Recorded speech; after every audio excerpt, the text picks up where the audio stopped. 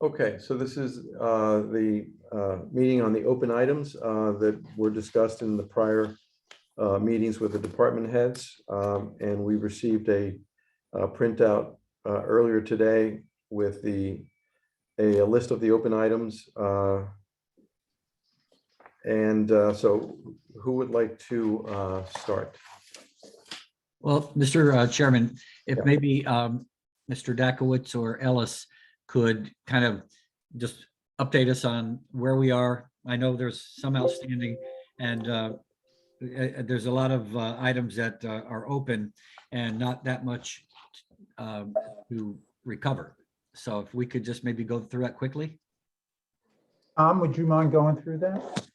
Sure. The Sorry, first before we page- start, I don't seem to have gotten that spreadsheet. I'll Could you, forward it to you. Anyone else? I got it. I got it. Okay, It's 2 pages, right? Yeah. right. Yes. Okay, I'm sorry, Mr. Freyer. We'll get that to you right away. no problem. So the first page is basically a summary of all the open items to be funded. On the right-hand side, you'll see 2 columns in addition to the conventional format that we've seen for the last few weeks during these reviews. Open items to be funded. And you can see down towards the bottom, the city total is 932,000. And then the one item for the Board of Ed, the Sono Incubator at 1.8 million for a total of 2.8 million. Can, And then can I ask? Oh, okay, never mind. Go ahead. yeah, and then just Yeah. where applicable, I dropped in the agreed 0.5% cut that was presented and accepted by this board over the course of the meetings the last couple of weeks. So to get into the detail is the next page. And what I've done here is I've sorted it largest to smallest. So in other words, the biggest open item on the city side is the recreation and parks wages and salaries, which is 219,000 that needs, or they have requested to be funded. The reason for that was they had stated that their original request was 1.8 million, not the 1.6 million that was in the file. I know we talked about that and there was some back and forth on it, but there was not a resolution, so I considered that an open item. So on and so forth down the line to the smallest one, which is the fair housing officer at $3,700. And then similar to the summary page, where we agreed on a 0.5% cut is listed on the right-hand side. So those contributions from all the 0.5% cuts totals $244,000. If you look down towards, look at the bottom total. And Tom, just a question of clarity to the note you sent out the other day. Does that mean the other departments have come back and said they will not cut by 0.5%, or they have not yet submitted? Not yet submitted. Thank you. And in some cases, like the police department last night, there was agreement that there was no need for them to submit. Exactly. Yeah, and I noted that on the detail sheet as well. And if all of the other remaining departments submit their 0.5%, how much additional revenue would that make available? Let's see, it comes out to about just under $1 million. Including what's already been deducted Yes, so or in addition to? yeah. So Tom, if you take the 414 is the recommended budget amount, right, for the city and the board, 414 million, right? Yes. If you take 0.5 of 1% there, what does it come out to? About 207,000? Close, 2,070,000. That would I'm be, sorry, I'm including the that Board would of Ed there. include $1 million for the Board of Ed, Yeah. So let me rephrase that. right? The yes, 414 is for both sides. Correct. Yeah. You're correct, Henry, but when I stated the 980,000 for the total city, that's inclusive of things that we can't get a 0.5% out of. Like Right, so employee- you're right, Henry. We should be taking, I'm just trying to just roughly, so 196 is the number for the city side times 0.05, so it Right. should be about Million. 98. Yeah, you can't use 196 though, Troy. You got to deduct the 28 million dollars for police because we said Right. that would not be subject there. And there are a few other items in there, Troy, that debt service, we don't have any option to get 0.5% out of that. Right. Pension, employee benefits, things like that, where we're locked in.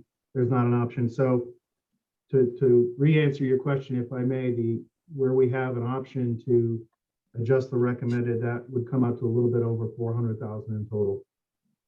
Only 400,000 if everyone comes in and excluding the things that we can't take the 0.5 from. Correct. Okay. And so far we have 244 of that. Okay. Huh. Well, it presents an interesting situation. Well, and also, Mr. Ellis today, I believe it was, sent a reminder to those departments that hadn't submitted their recommendations, recommended 0.5% cut. Yeah. So might this be a bit premature to have this meeting, or can we assume that that 0.5% is going to come in? Well, I mean, they were instructed and some didn't do it. So in my estimation or my opinion, we should just deduct 0.5% from their budget. And let them, and then have them apportion it as they. yeah. So that looks like a difference of about $160,000. The 244 minus the 400 of what it should be. Does that sound right? Yes.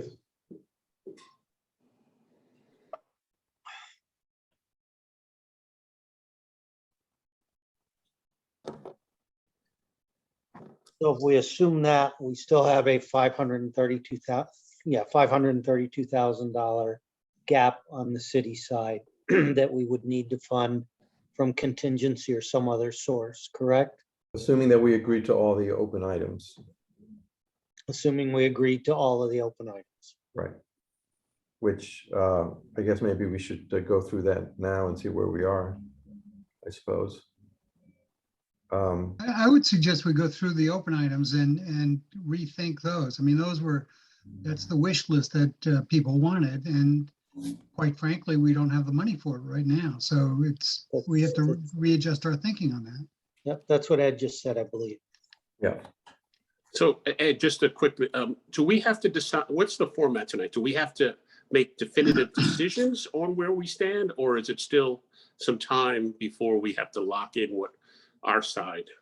Henry and Mr. Mayor, what's the time frame on this? Henry will answer that probably more accurately than I. I hope Tom has it in his office. We had a calendar, and my suspicion is tonight was the night to make the decisions, because we have less than a week for the BET to present to the council to say, here's what our recommendation is. And as you're probably all aware, if the recommendation is above the cap, then they have the option of agreeing or not. If it's below the cap, then I think we're done. And that becomes the operating budget for the year. Tom, would you happen to have that calendar? Yeah, Wednesday, March 23rd, Board of Estimate holds public hearing on tentative operating budget at 6:30 p.m. Okay. Did you say a public hearing? Yeah, If I can just comment, the BET public hearing on the operating budget is on March 23rd at 6:30. And then the BET makes its tentative budget to the Common Council on Tuesday, March 29th. Right, but the point is, before the public hearing, the BET is going to say, here's what we recommend, I think. Yeah, We should. that's right. Meaning That's we've correct. gone through, the mayor and I had the first recommendation, and now the BET is considering, I mean, the council put the cap, the BET is now considering, And then the public has their opportunity at the hearing after all the departments have had their chance in front of all of you. And then a week later, it goes to the council again. Thank you, Greg. So there are a number of pink elephants in the room, but one of them is the $1.8 million for the Board of Ed. Yeah, and that I've discussed. Mr. Dakowitz and Mr. Asmani are supposed to be meeting at some point to sit down and have a discussion about that. So we can take that right off the table tonight. We did have a discussion, and again, it's a question of where the funding will come from, and I need direction from you to determine where you want the funding. I mean, he and I agree. We'll do whatever you want us to do. I just don't know what your plans are. Yeah. So just for clarity there, by agreeing that what we want to do, it sounds like the determination has been made, and I'm not making judgment on it, that we absolutely want to fund the 1.8. It's a question of whether we will raise the cap, take it out of rainy day or some other source, correct? I'm just looking to understand what the options are and the decision point that we would need to make. Well, my understanding is, and Mr. Mayor, you can correct me if I'm wrong, if it goes through this budget process, then that would be an increase of local taxes, right? Yeah, Or absolutely. cuts otherwhere. A second alternative would be to increase the amount of rainy day fund balance drawdown for next year, which does not affect local taxes. Third possibility that I could think of is we do have money from ARPA. We would have to make sure it qualifies, blah, blah, blah. Those are my three sources that I look at for $1.8 million. Henry, in addition to that, I saw today in the paper, the grand list was increased by about 2.4%. Does that have any bearing on this discussion tonight? I have to acknowledge that we all are happy that the grand list goes up. But as was explained to me by the assessors and collectors, the way the calculation works is we have a net tax levy. This is the amount of money we must raise locally to fund. And it's the total of all these departments, plus the exemptions like veterans, plus the amount of uncollected, our doubtful accounts, minus the revenues we get, which are departmental fees, but the biggest one is the state grant. So even though this is 415 million, Tom and I were looking at it today, I think the number was about 375 million. Tom? The net tax levy, something in that order. It's about $50 million less than the gross tax levy. Okay, because we get so much revenue. Okay, so that's the money we have to raise locally. The grand list, what we do is we divide that amount of money by the grand list, and we do it district by district. And we say that's the mill rate in that district because they get certain services. We allocate the costs. The 6th district doesn't get fire services, et cetera, et cetera. Now, if you have a house in that district, that's your mill rate. Take your house value times that mill rate, that will be your tax bill. And we talk about averages for the city, averages for each district. Okay, so that's how it works. So in my mind, I'll say it again, when we had the Sono Mall come online, that's a new building, $50 million or $500 million in value. It's only in one district. So it changes the mill rate in that district, right? Because that district, which is responsible for a certain amount of value, is now shifted to the new structure. So it becomes a question, as Mr. Ford has explained, that a number of the commercial properties are going down in value and a number of residential are going up because of the trends we've talked about with COVID. But on an individual basis, here's what it is. The grand list is just divided into that net tax levy. The key is, what is that net tax levy? When those dollars go down, tax rates go down and average tax bills go down. And when that number goes up, it's higher. And that's why the mayor decided, let's draw down some money out of the rainy day fund so that the net tax levy is lower, and that insulates taxpayers from a higher increase. We did it last year, we did it partially this year. Does that explain it? I think so, but it's a long way of saying that that change in the grand list does not reduce or provide additional expense that we can put into the operating budget. Correct. It's not real cash. It's just a method of allocating that net tax levy to the different taxpayers in the city. And my other question is, what was the amount of the ARPA, the remaining funds from the government? Was it about 7 million? Is that the number we were talking about? Well, when you say remaining, I'm going to talk about two different things. On a cash basis, the city was allocated $39 million.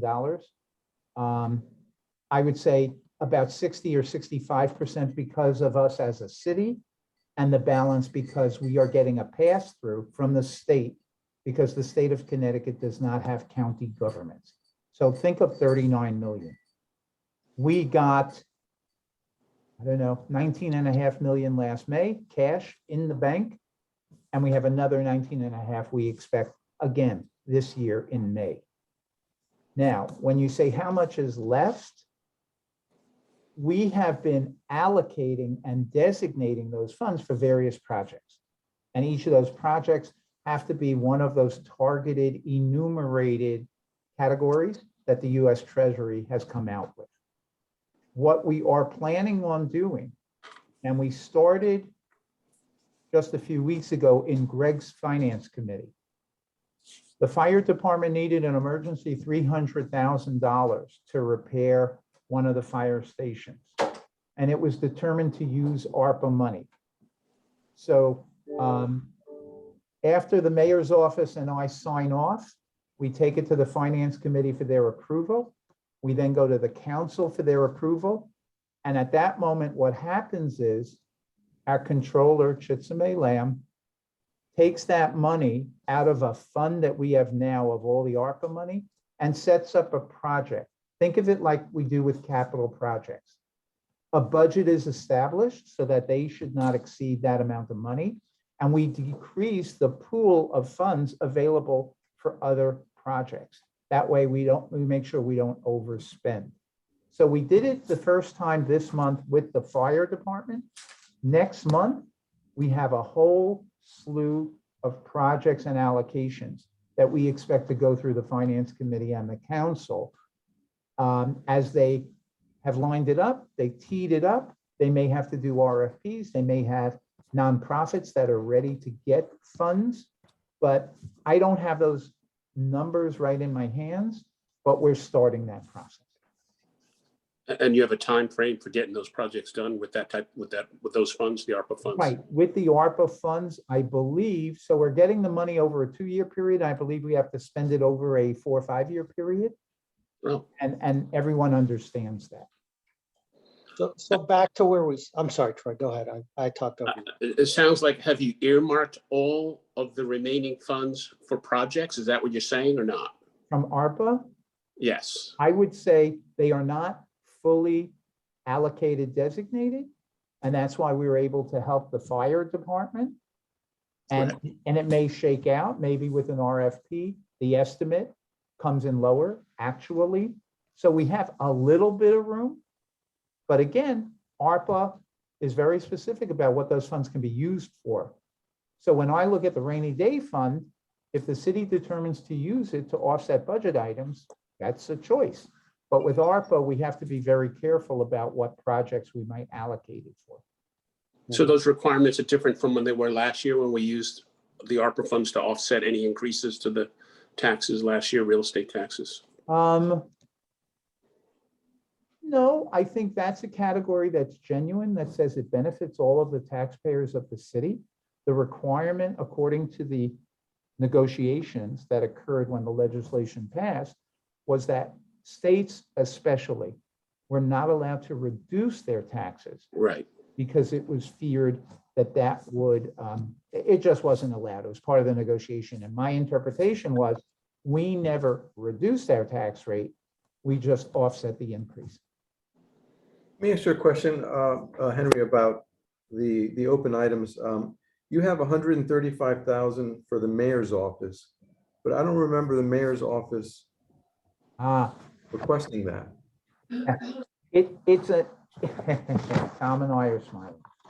What's that? This, Tom and I are smiling. It's a new one, Ed. You didn't miss it. It's a You brand new you one. just got to the hidden surprise sooner than we anticipated. Lamont Daniels is on the call to explain, and it was a new item that came again to our attention. It was approved by a committee of the council, and the thought was we would bring it before this group tonight to try to expedite. And I'm sorry to be mysterious. Lamont can give you the full details, please. Hi, can you all hear me? Yep. Yeah. Okay, I'm trying to get my volume a little higher. Good evening. So Chairman, so I can speak to that. As you know, back in June 2020, the Common Council approved for the first time the strategy that focused on the equity and inclusion, diversity, equity, and inclusion, often referred to as DEI. So as you all recall, this strategy allowed the city to hire a consulting firm to put forth an action plan to implement the Equity and Justice for All initiative. A year and a half ago, I presented to the BET Commission to allocate funding, and we were also able to get grant funding from the Fairfield County Community Foundation of $50,000. So to what Henry is referencing, under their Community Services Committee, and based on the report findings and building off of phase 1 and phase 2 and beyond, the city and has support from Chair Dominique Johnson is requesting or looking to hire a DEI officer that would help us continue and maintain and build this work.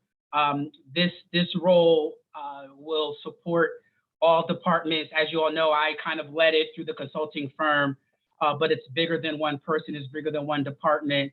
As a result, I've been asked to present to the BET for your support to allocate funding for this position. It's been vetted by HR, the 133, which would include Friends benefits, and also to make good on our commitment to promote diversity, equity, and inclusion.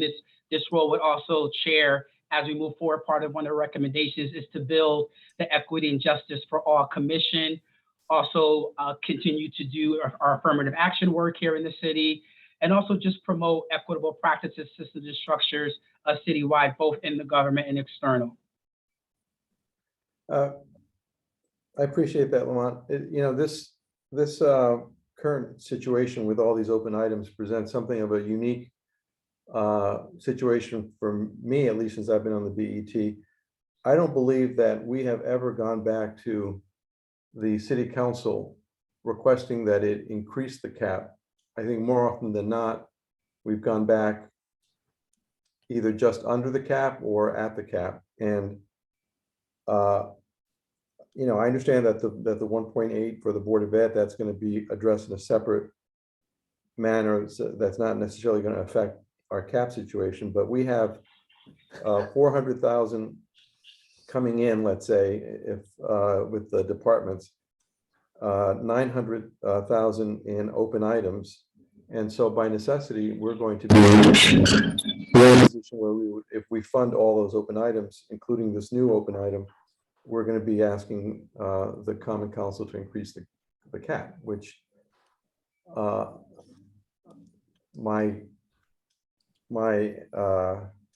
which we've never done, and which I don't necessarily want to start now, but that's where we are. Yeah, and I don't disagree. I think what we need to do, as I mentioned earlier, is just take all the budgets of the departments that did not come in with a 0.5% reduction and deduct that and come up with the money that we have and then figure it out from there. Right. And So that Mr. Mayor, leaves if us we about do that, we still, 500,000 That leaves us about 500,000 over No, the, I get it. I get it. I mean, we're never gonna. $500,000 gap. Yeah, and that's if we approved all the open items, and I don't think there's an intent, I don't think there's any intention of doing that. right. Okay. Well, let's go through the open items. Well, let's talk about the 135,000. That's right at the top of the list. Lamont, can we defer this till next year? Do you have is there some way we can fund that out of community Because- services? Now, you've because, already Lamont, we asked may for have more to. anyway, so. This budget is next year. You're on mute. No, I I can answer that mean, the question. following year. The can mayor's answer- going to Down answer the- that kick the question. can Yeah, I down can the answer that road. question. We've got to fund that position one way, shape, or form because the public is expecting results from the Equity and Justice Commission, Equity and Justice for All Commission. And as you probably read in the paper, we had some difficulties with the group that obviously won the bid.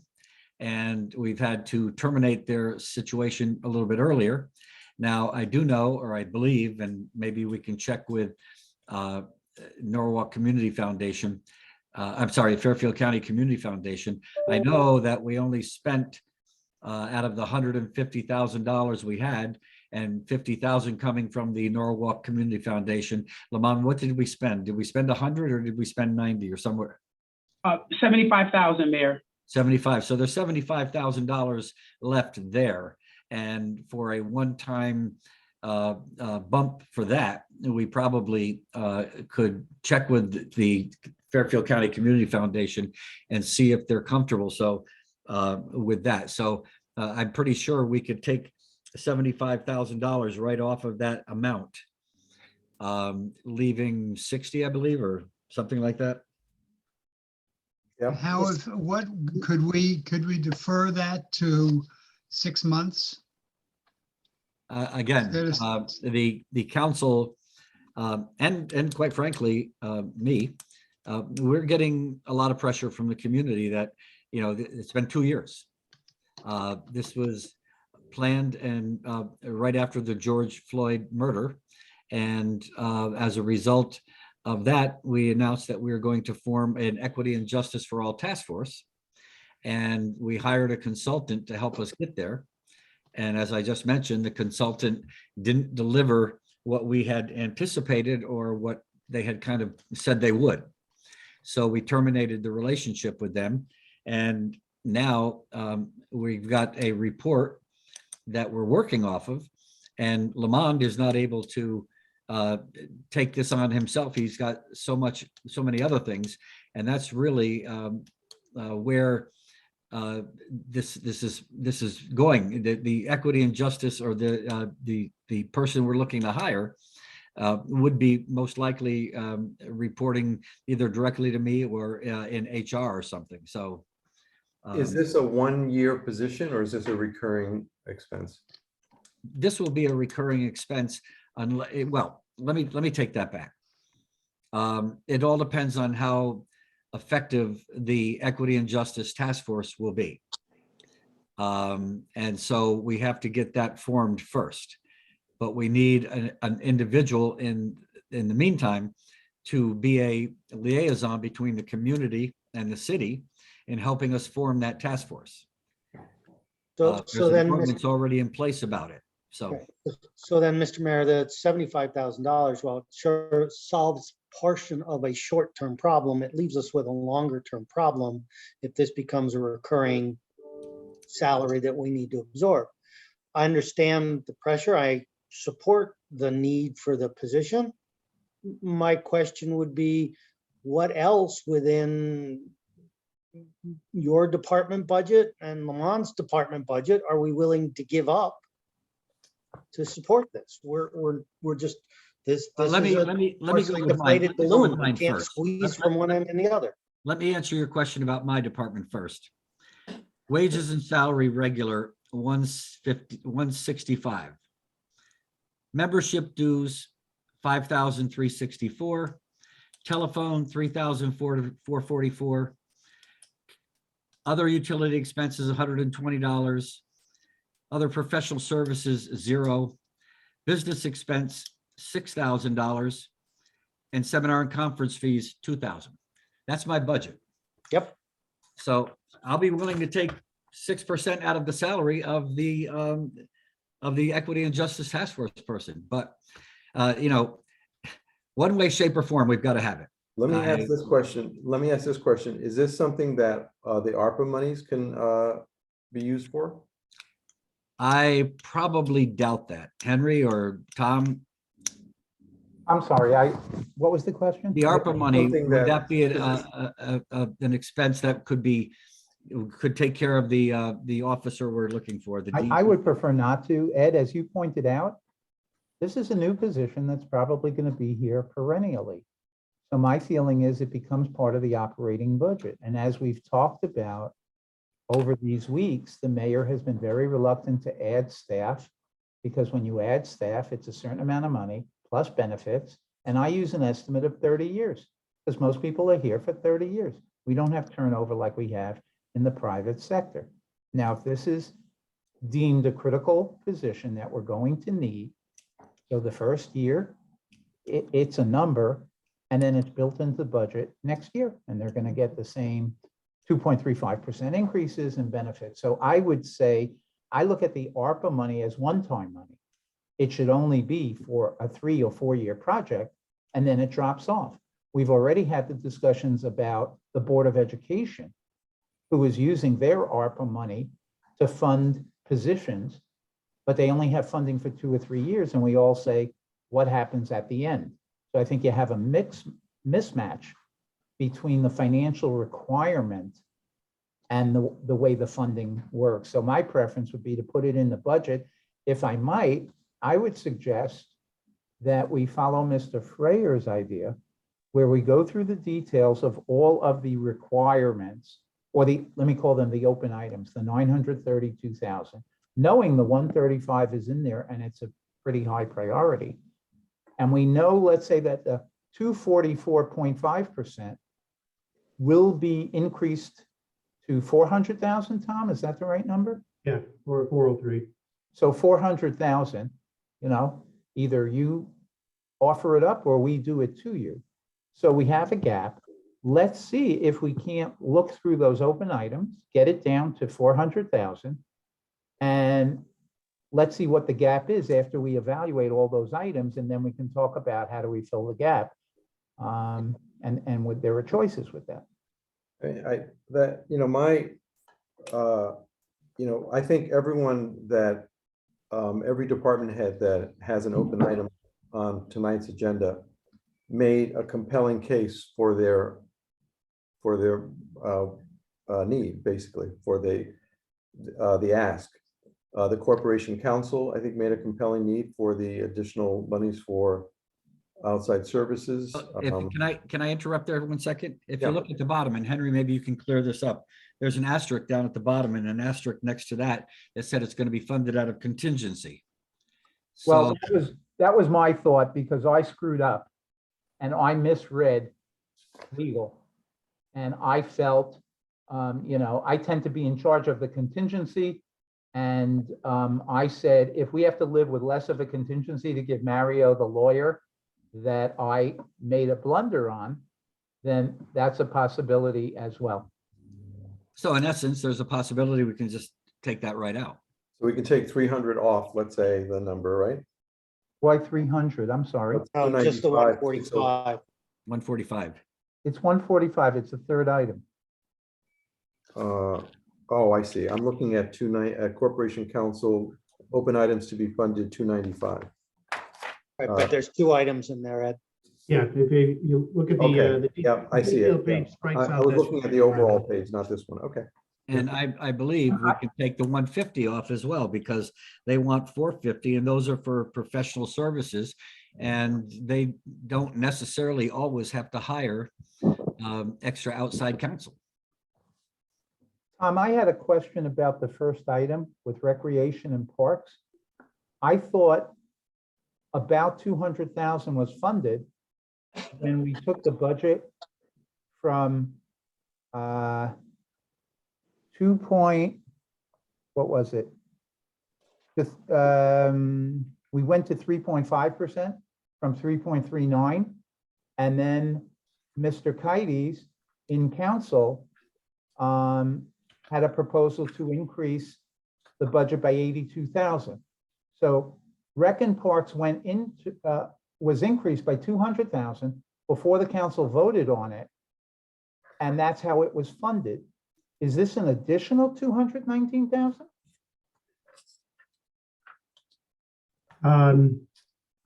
No, his point was that the original request was an error.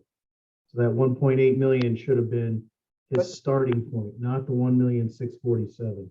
But Keep in mind, Henry, we still have 1.7 million in contingency. And that was where the Kites amendment went originally and is earmarked for Park and Rec. but I guess I have a real problem when someone says it was an error. I mean, Mario said, I made an error, I checked into it, and there was an error.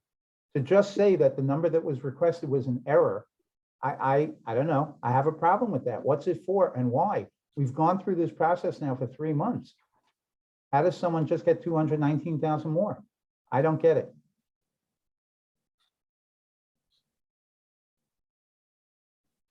What was the 219 for again? Is it for how many positions was that? That was just the difference between what he believed to be the proper original request and what ended up in the request. We have a Munis computer system where everybody puts in their requested numbers to Munis. And that's what we lived at. And that's what we pulled out. And I have a hard time where someone says the amount that was in Munis was wrong. We published we the can- state a long time ago. We could also argue that it didn't matter what his original request was. We ended up with a recommended number, and that's what we're going with. And it's done. Yeah. Okay, strike that one. Well, no, this is my perspective. I'm not even a member of the committee. But I thought when we had that conversation that was kind of he was going to go back and check it. He didn't quite understand why there was a difference. And, you know, I didn't actually, to be honest with you, I didn't expect to see this 219 on this open items, that it was either going to be corrected in the numbers or he's going to, you know, he's going to suffer with it. And I personally think it's part of it is he was new. And so he came in at the tail end of the budget process. And that's why there might have been a discrepancy or a perception of a problem.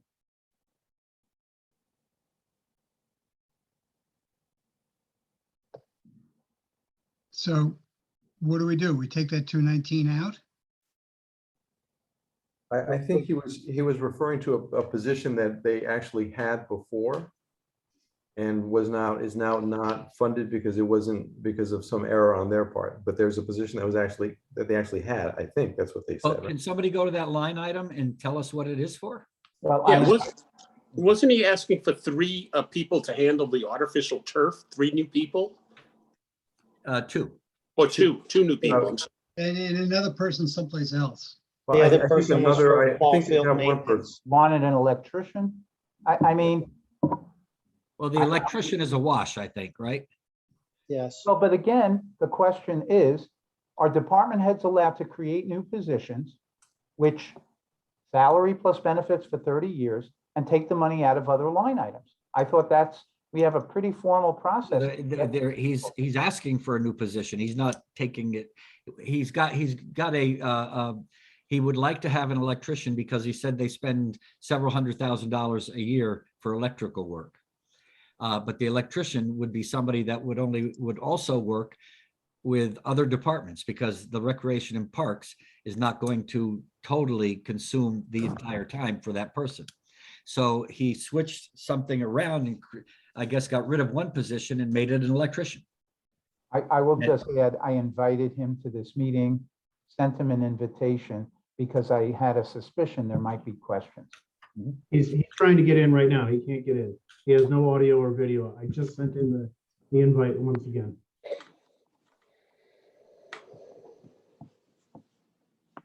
Sir, who is this? What's the user's name? Robert Stowers. Okay, hang on 1 second. And I just sent him the email, the invite. It may come through. Yeah. There it comes. Oh, here he is. Yeah, he actually sent us a printout on, I think he sent this. Hello, can you hear me? Yeah, hi, Robert. I've been here the whole time. I don't have an audio or a camera. So So somehow your I got, I got sent. For two positions at 57,000 for $114,000 total. Yeah, Uh, well, I think if you look at the balance of what, we originally asked for three positions, three maintenance, one positions. They're around $57,333. If you look at, they took the three that we requested out, but there's still a position that is cut. So there's 57,330. It should be nothing there.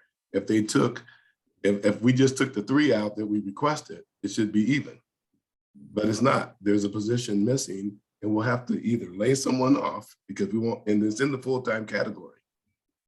So that's the situation. So there was an error. Yeah, I wasn't here then, but there was an error made because because there's $57,000 sitting there that was cut from the budget of the previous year budget. So we were asking to rectify that, and we also made a request for two positions based upon ongoing complaints about the citizens pregame prep, prep in the fields, and also the union issues with leagues and parents prepping fields. So this is an ongoing conflict that has been going on for a number of years. We don't have the staff to pre-prep all the 18 fields. We only have enough staff to prep them half of the fields.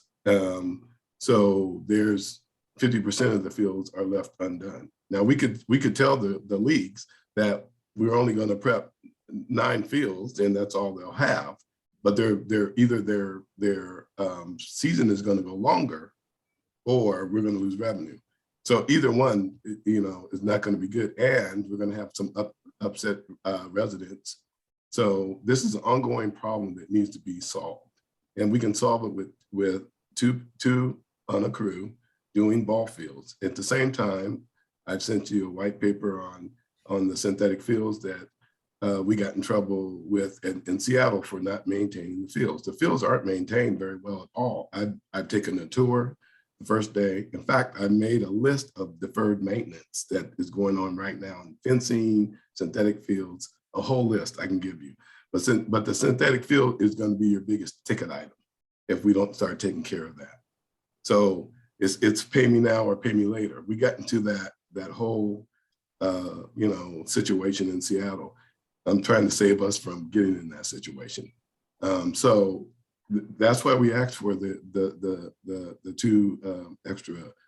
We asked for 3 originally, and we're coming back saying, can we at least get 2 of the 3, and then get our position back that was taken out. So that would help us solve the synthetic field issue and the pregame prep conflict with the public and the leagues. So that would be a total of 3 positions, 1 being restored and 2 being added. Is that what 2 you're saying? being added, yes. And let me ask you this question. I'm not suggesting that this is, possible. I'm just throwing it out there just as a question. Could you do with that 1 position being restored and 1 position being added rather than the other one? Well, theoretically, we need 2 people to do the crews. We need 2 people to be in the ball field crew. It takes 2 folks when they're out there fluffing and grading. We asked for originally 3, but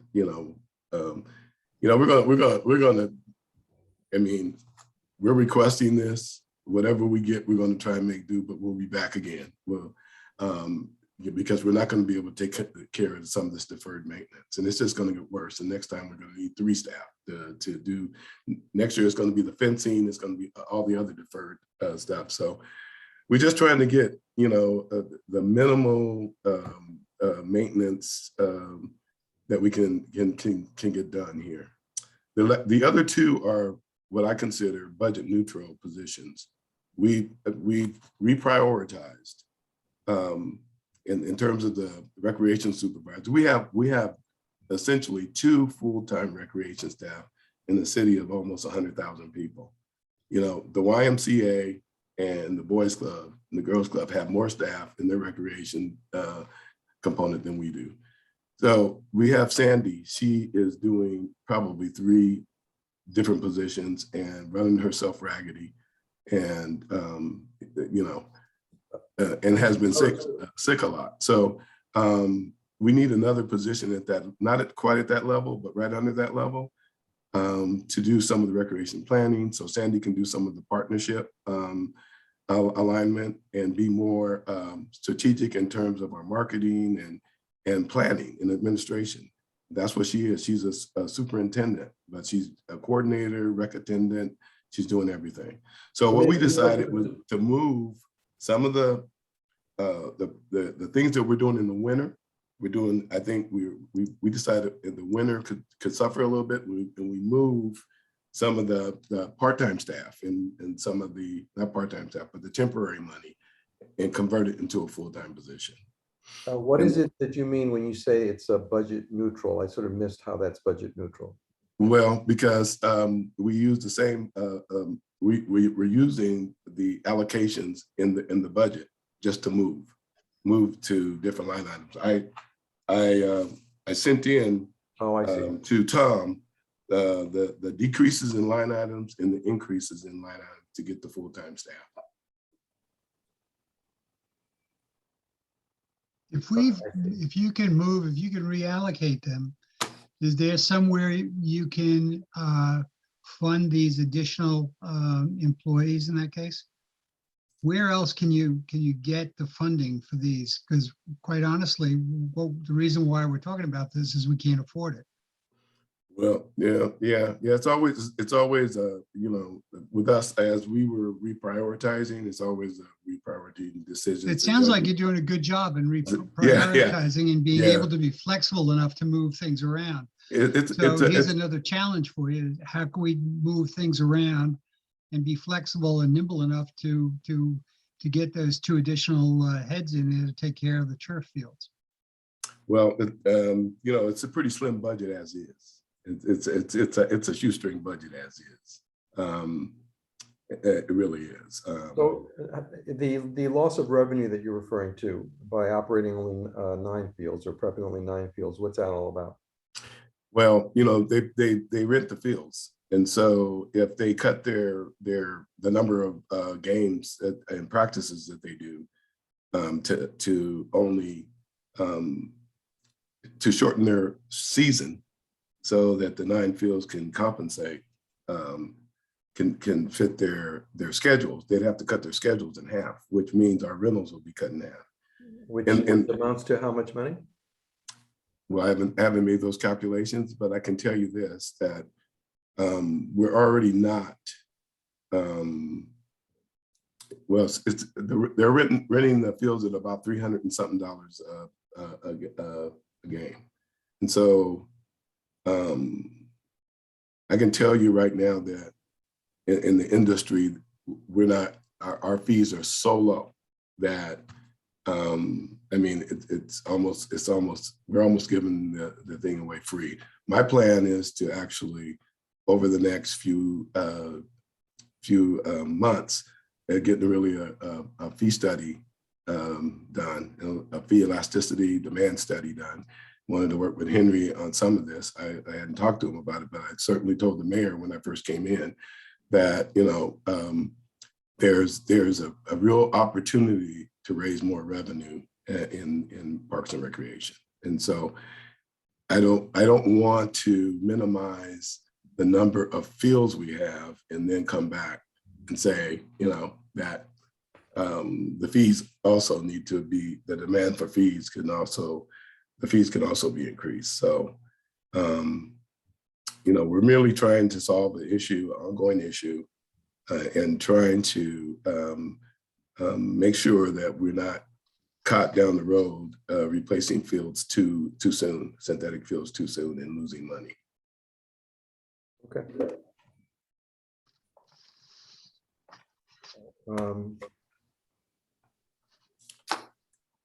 Any other questions concerning that? Well, So- I don't know whether there's any other questions, but I guess I'm not getting an answer really that, where else can we find this money in that budget? Well, right now, we're down to, with taking the 295 out for the corporation council and getting that money No, no, from, no, no, I'm talking about Mr. Stower's. oh, his individual budget. Oh, Yeah, we've talked about it a couple of times and I don't hear any flexibility on his part right now as to where he can do it. Talks a lot about being flexible, and I appreciate that. And it's difficult. What is the plan? How do we work our way out of this? I'm not that familiar with the ins and outs of your budget, but I gotta believe, what is the total budget you have? 1.6. 1.6 million? Mhm. That there's not another, $200,000 in there? I guess what he's saying is that the budget is pretty much a shoestring budget, right? Yeah, the budget really is shoestring budget. And we don't have some of the right equipment. We certainly don't have gardeners. I mean, there's a lot of things that we're going to try to achieve over the next few years.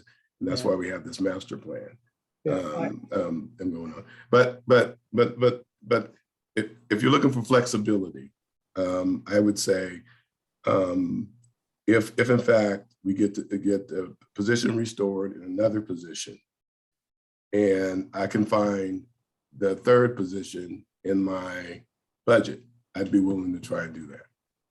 I'd be willing to do that. What, The $1.6 million budget, if you took 200,000 out of that, that's a 12.5%. So Yeah, I don't think I can take 200. I can probably find enough for one position. so right now, we're at 220. One position of that 220 would be what?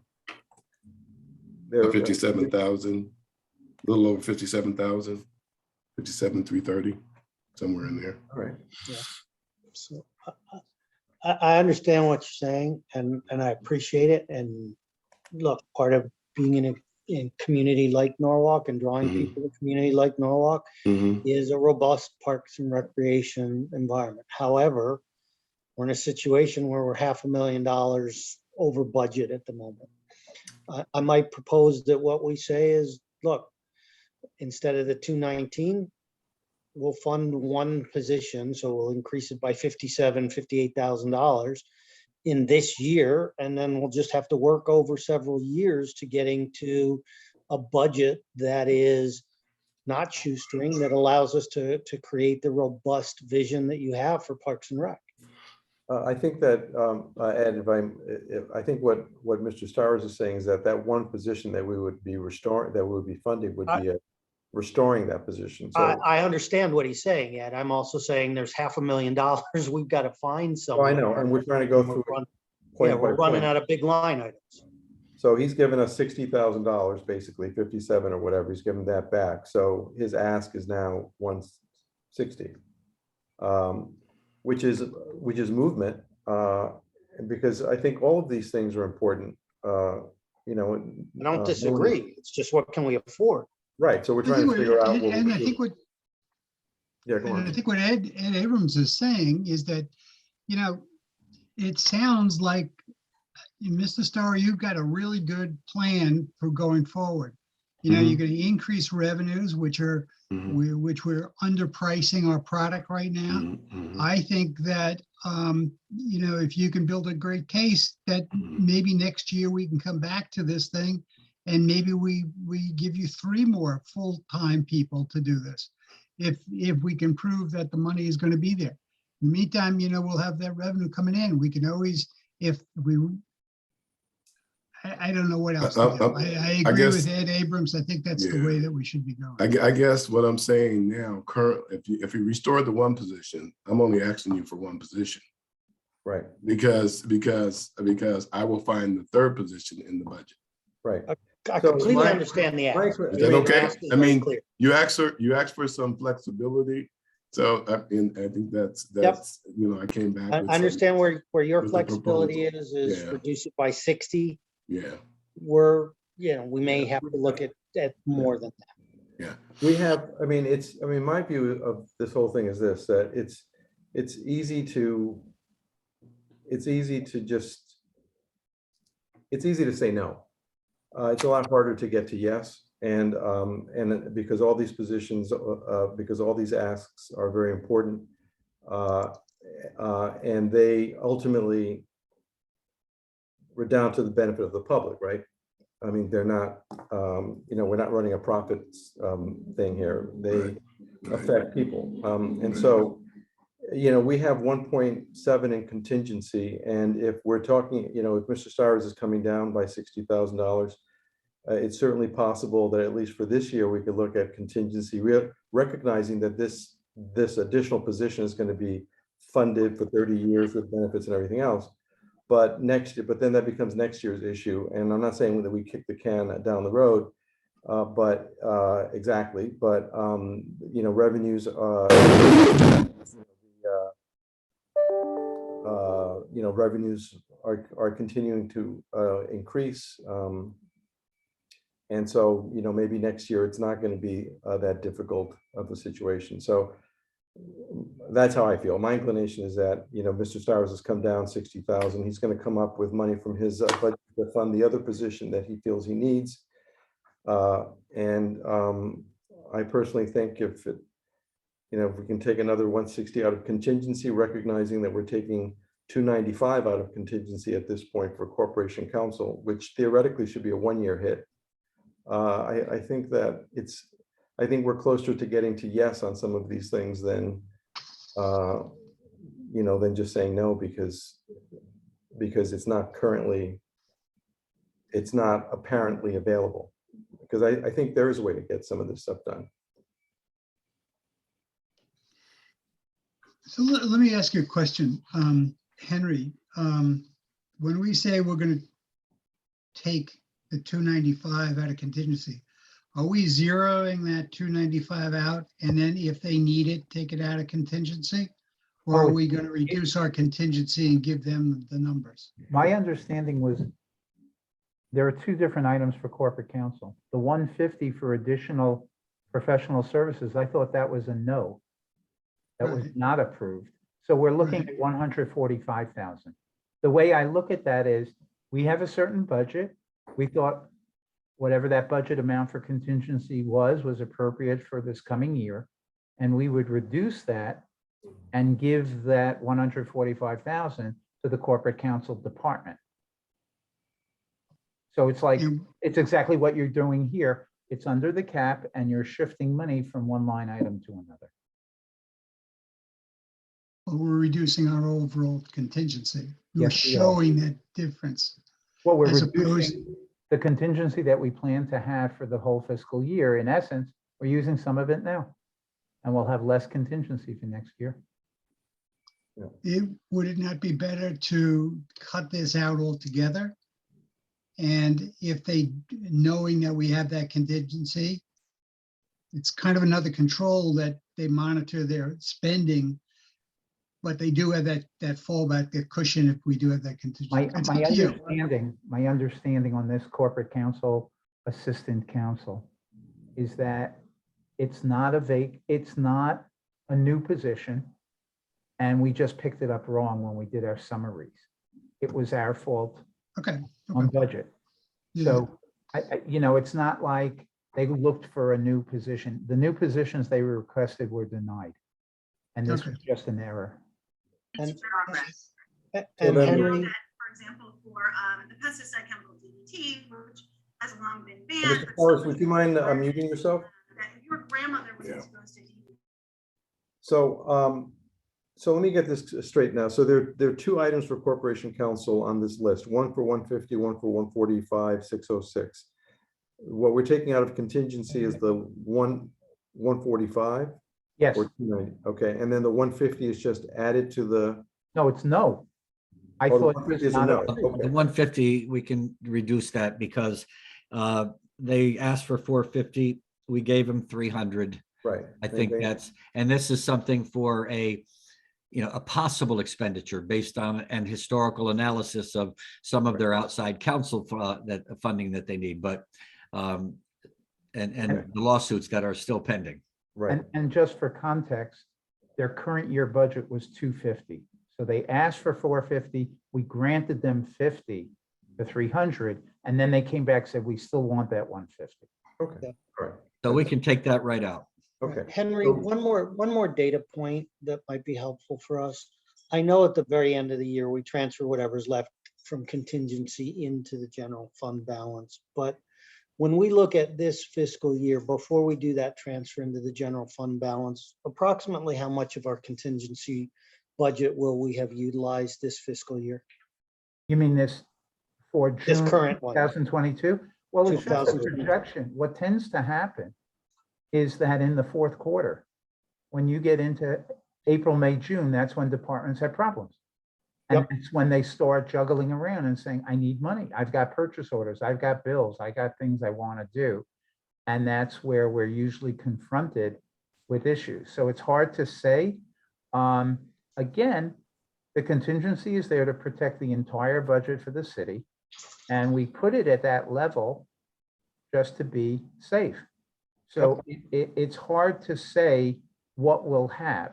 Now, what we tend to do is, let's say we run a surplus. Revenues are higher than we planned. Expenses are lower than what we planned. So what we've done in the recent past is if a department said, the reason I didn't spend the money was because of a supply shortage and it's going to come in the next 3 months, we give it to them. It's like, I'll call it a backdoor increase to the budget because they would have spent it, but for some reason they couldn't. We also want to reward good management behavior. You don't want to get into a situation like some governments where they know if they don't spend it, they lose it. And therefore, in May and June, you see trucks up at the loading dock, unloading stuff, because if we don't spend it, we have to give it back. So I want to incentivize managers, but keep the money where we can utilize it. And we've been historically pretty good, especially through the 2 years of COVID. So that's why I feel comfortable if we give up the 145.6 out of what we planned for the year, we'll still be okay. Okay. I'm just trying to figure out if there's more room than 145.6 that you would feel comfortable with. Why don't we go through all the items and see where we are? Yeah. So right now, with the 295 backed out, we're at 637, 376. Assuming for the sake of argument that we back out 60 of the 220. That leaves us 577, 376 over the cap. And we still have, and the equity and inclusion officer, I guess, is not going anywhere. And so we have the remaining items don't amount to 577, 376, unfortunately. So, which is why I was suggesting that perhaps the 160 could, for this year, only come out of contingency, because then that would,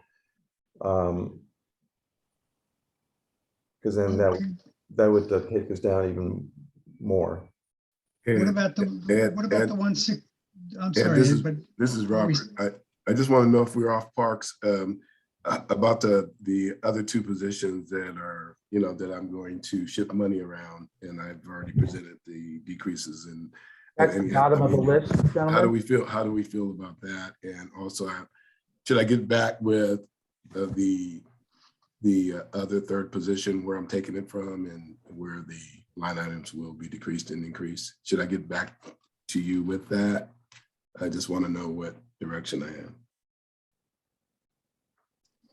So you're talking about taking 160 out of that number that we were discussing before, It was 60, one position, 57 something or other. or take two positions out, you're saying? Oh, I think that, No, I I think think, he's saying Robert, he'll we're, take two. moving around positions, that's what he's saying. Robert, I don't think we're at a point where we can give you clear direction yet, because we haven't closed on how we're going to get to a number that we're comfortable with. And therefore, are we giving you 219, 57, 160? Okay, Let I me, don't feel like we've closed on that as a board right now. let me Okay. point out, I think what Robert was referring to is that if you look at the bottom of the open items, after the 3,653, there are two line items with zeros for the financial impact. And they're both Robert's. Hire an in-house electrician and it's budget neutral. So making transfers within his department to be able to then have a budget neutral situation. Same thing with the Recs and Parks supervisor. So now you're taking dollars from line items and instead hiring someone. And so from a financial point of view, it's flat. But yeah, so I'm just, and I understand you have to approve that as well. So that's what I'm asking. We did. and maybe That's what I thought. That's what I thought. maybe you should explain what those are and how you went about it. I know you did that in Seattle. So maybe you could just explain, because that's a little bit unusual for us. We don't generally do that. Yeah. We were always, if we wanted, additional positions or equipment, and our budgets were really tight, and we weren't getting any other. There was nothing forthcoming from the general fund. Then they gave us the opportunity to reprioritize our work and prioritize it in such a way that the city's goals and the city's mission, as long as it aligned with the city's goals and mission, we were able to move money around. And as you know, if you look at what I sent in was, they usually wanted big numbers, like not taking from supplies or printing, but big numbers. And so here we generally took big numbers, shifted them over, and created two positions. And so it's a practice that I'm used to doing, that I've had to do, reprioritize. And when Jim asked me to be a little bit flexible, I'll go back in there. I'm used to doing it. And, we don't want to offset something that's very, very important and that the city really needs, but we'll dig in and we'll find the other 57,000. But these two positions, we were spending over somewhere around $150,000 a year on an electrician that was just doing routine stuff. It wasn't project, big, high voltage stuff. It was just routine stuff. And so, the position cost would be total, if you add benefits. My estimate in benefits, 28 to 30%. The positions would come to 102,362, a lot lower than what we're spending right now on routine electrical stuff. Not only that, but the city, when they weren't helping parks, if there were some other things needed to be done, they could work around building maintenance and building management and DPW. So they could be useful in a lot of ways. So it would benefit us the most, because that's what we need, but it would be some flexibility in their schedule to help out other areas of the city. May I ask you a question, Henry? And thank you for that, Robert. Initially, when the budget was initially presented, I believe there was 1.5 million in contingency, and now I heard a number of 1.7 in contingency. So we're talking about the same budget, but we now have another 200,000 in contingency as opposed to somewhere else in the budget? I'll let Tom address that. Yeah, so you're correct, Ed. We did start at 1.5 million. And when I believe it was the Common Council they upped the city increase from 369 to 375. That's where we put the increase, was in contingency, rather than try to allocate it out in anticipation of having this open item discussion. Okay, all right. So Tom, does that mean that we have $200,000 instead of taking it? So we're using 145 for the attorneys, but if we took that 200,000, wouldn't that help fill the gap and we would get down to 1.5? Well, no, well, we're taking of that 1.7, 145 is. But forget the 145 for a second. So I forgot about that. That's the 200,000 that came when we changed the percent increase for the city and when the Kites Amendment added 80,000. So that's 200,000. And the reason we put it into contingency was because the council is not allowed to designate where that goes, but it's up to the BET. So couldn't that 200,000 be used for filling this gap? Yeah, well, it's a little bit less than 200, but yes, it could be. How much less? Let's see, Was it 198? Yeah, it looks like it's only about 160, 162. 162. Okay, so there's another 162. So if you say that with the departments all getting 0.5%, that's 400. So we have 562. And let's say contingency goes from 1.5 million to 1.35 to pay for Mario's lawyer. So we'll sit with contingency with 1.35 million, and we have 560,000 to pay for everything else. Okay, and what about I believe you said there was 162,000 left, but there's also, that would be more or less the number that Mr. Stowers is requesting for that, restoring that one position and getting that additional position. That would be $160,000 as well, right? So Oh, So yeah, we have 1.7, we've taken, I'm sorry, I've lost the math on this.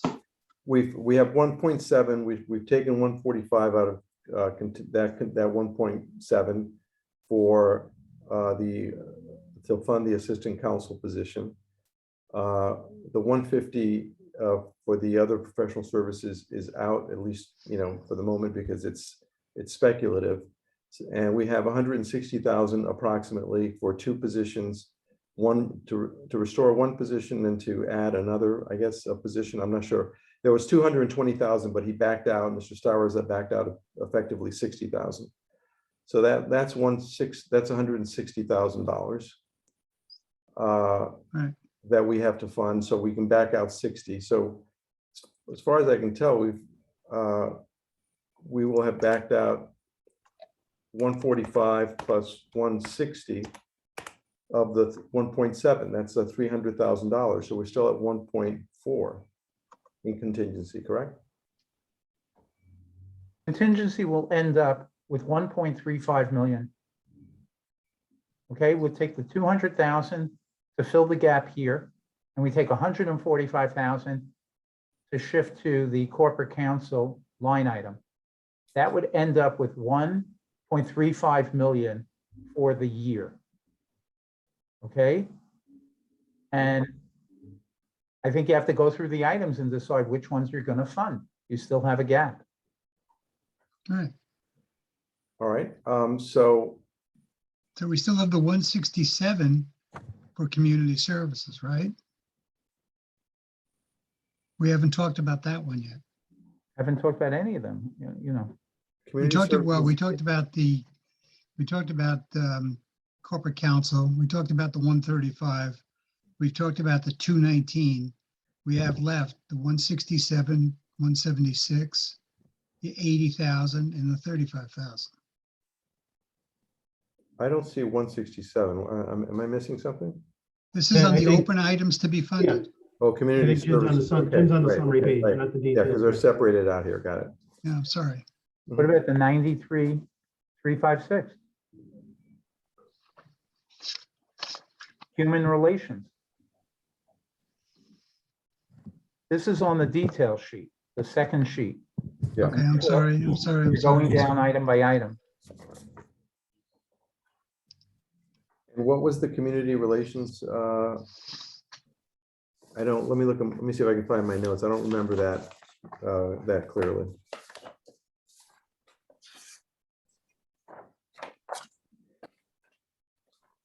Does anyone recall what that was about? Unfortunately, I wasn't in that session, so I can't help. Henry, is this Anna Keegan's former position? Yes, I don't have what you have. If you give me the figure, I'll know it. If I know the number. 93,356. 93.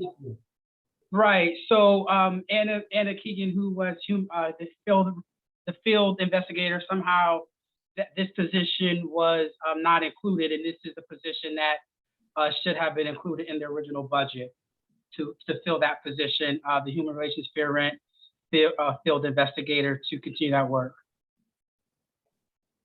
How does the fair housing, how is this not a fair housing issue also? This is specifically, Chairman, that allows tenants to file complaints of undue fair rent increases. Fair housing is that separate entity by consent decree that Margaret Scribb facilitates. So was this position a position that was previously funded but somehow didn't get funded this year? Yes, sir. And it's certainly needed so we can fill that position. Somehow in the transition, it was dropped, but it should not have been. Okay.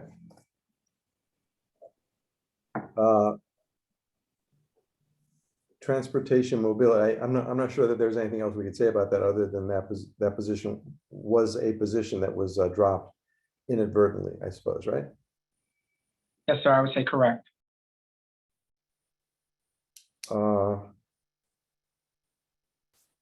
So funding the new engineer position at $80,000 for transportation, mobility, and parking, I believe that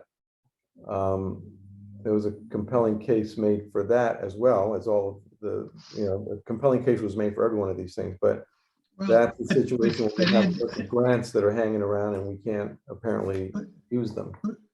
but I think that the conversation we had on that $80,000, on that $17 million worth of grants, that we hadn't run into any trouble in the past.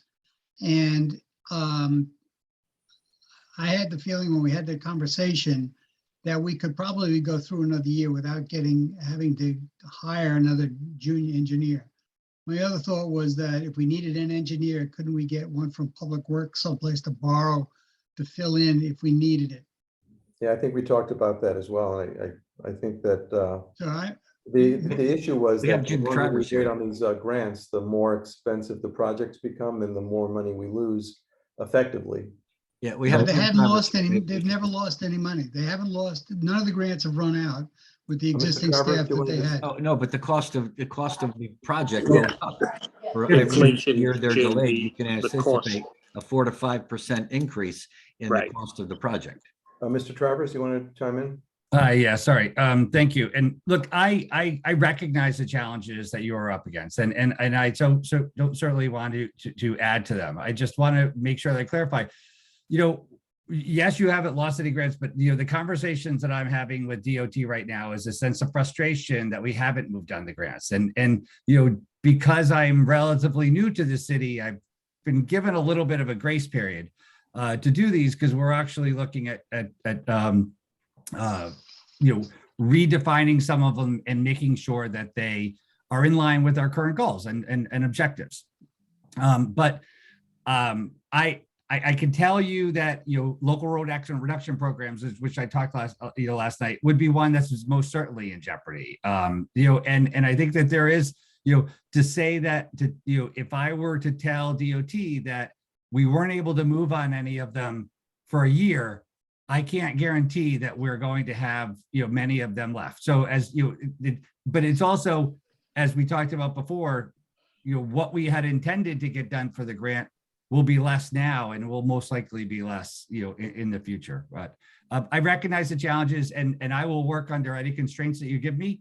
But I just we do have, I think one of the things that we do is we have in jeopardy our ability to not only you do the backlog of grants, but look at additional funding sources that are available for future projects. That, right now, there is a window that, there is funding that's coming available from the state and from the federal government. And, we wouldn't be positioned to take these because also our inability to move grants is detrimental to our ability to acquire additional grants. If we can't spend it, they're not going to fund us with more money. Mr. Mayor and Henry, how much of our rainy day fund is being used in this budget? 4 million. 4 million? Yeah, 4. So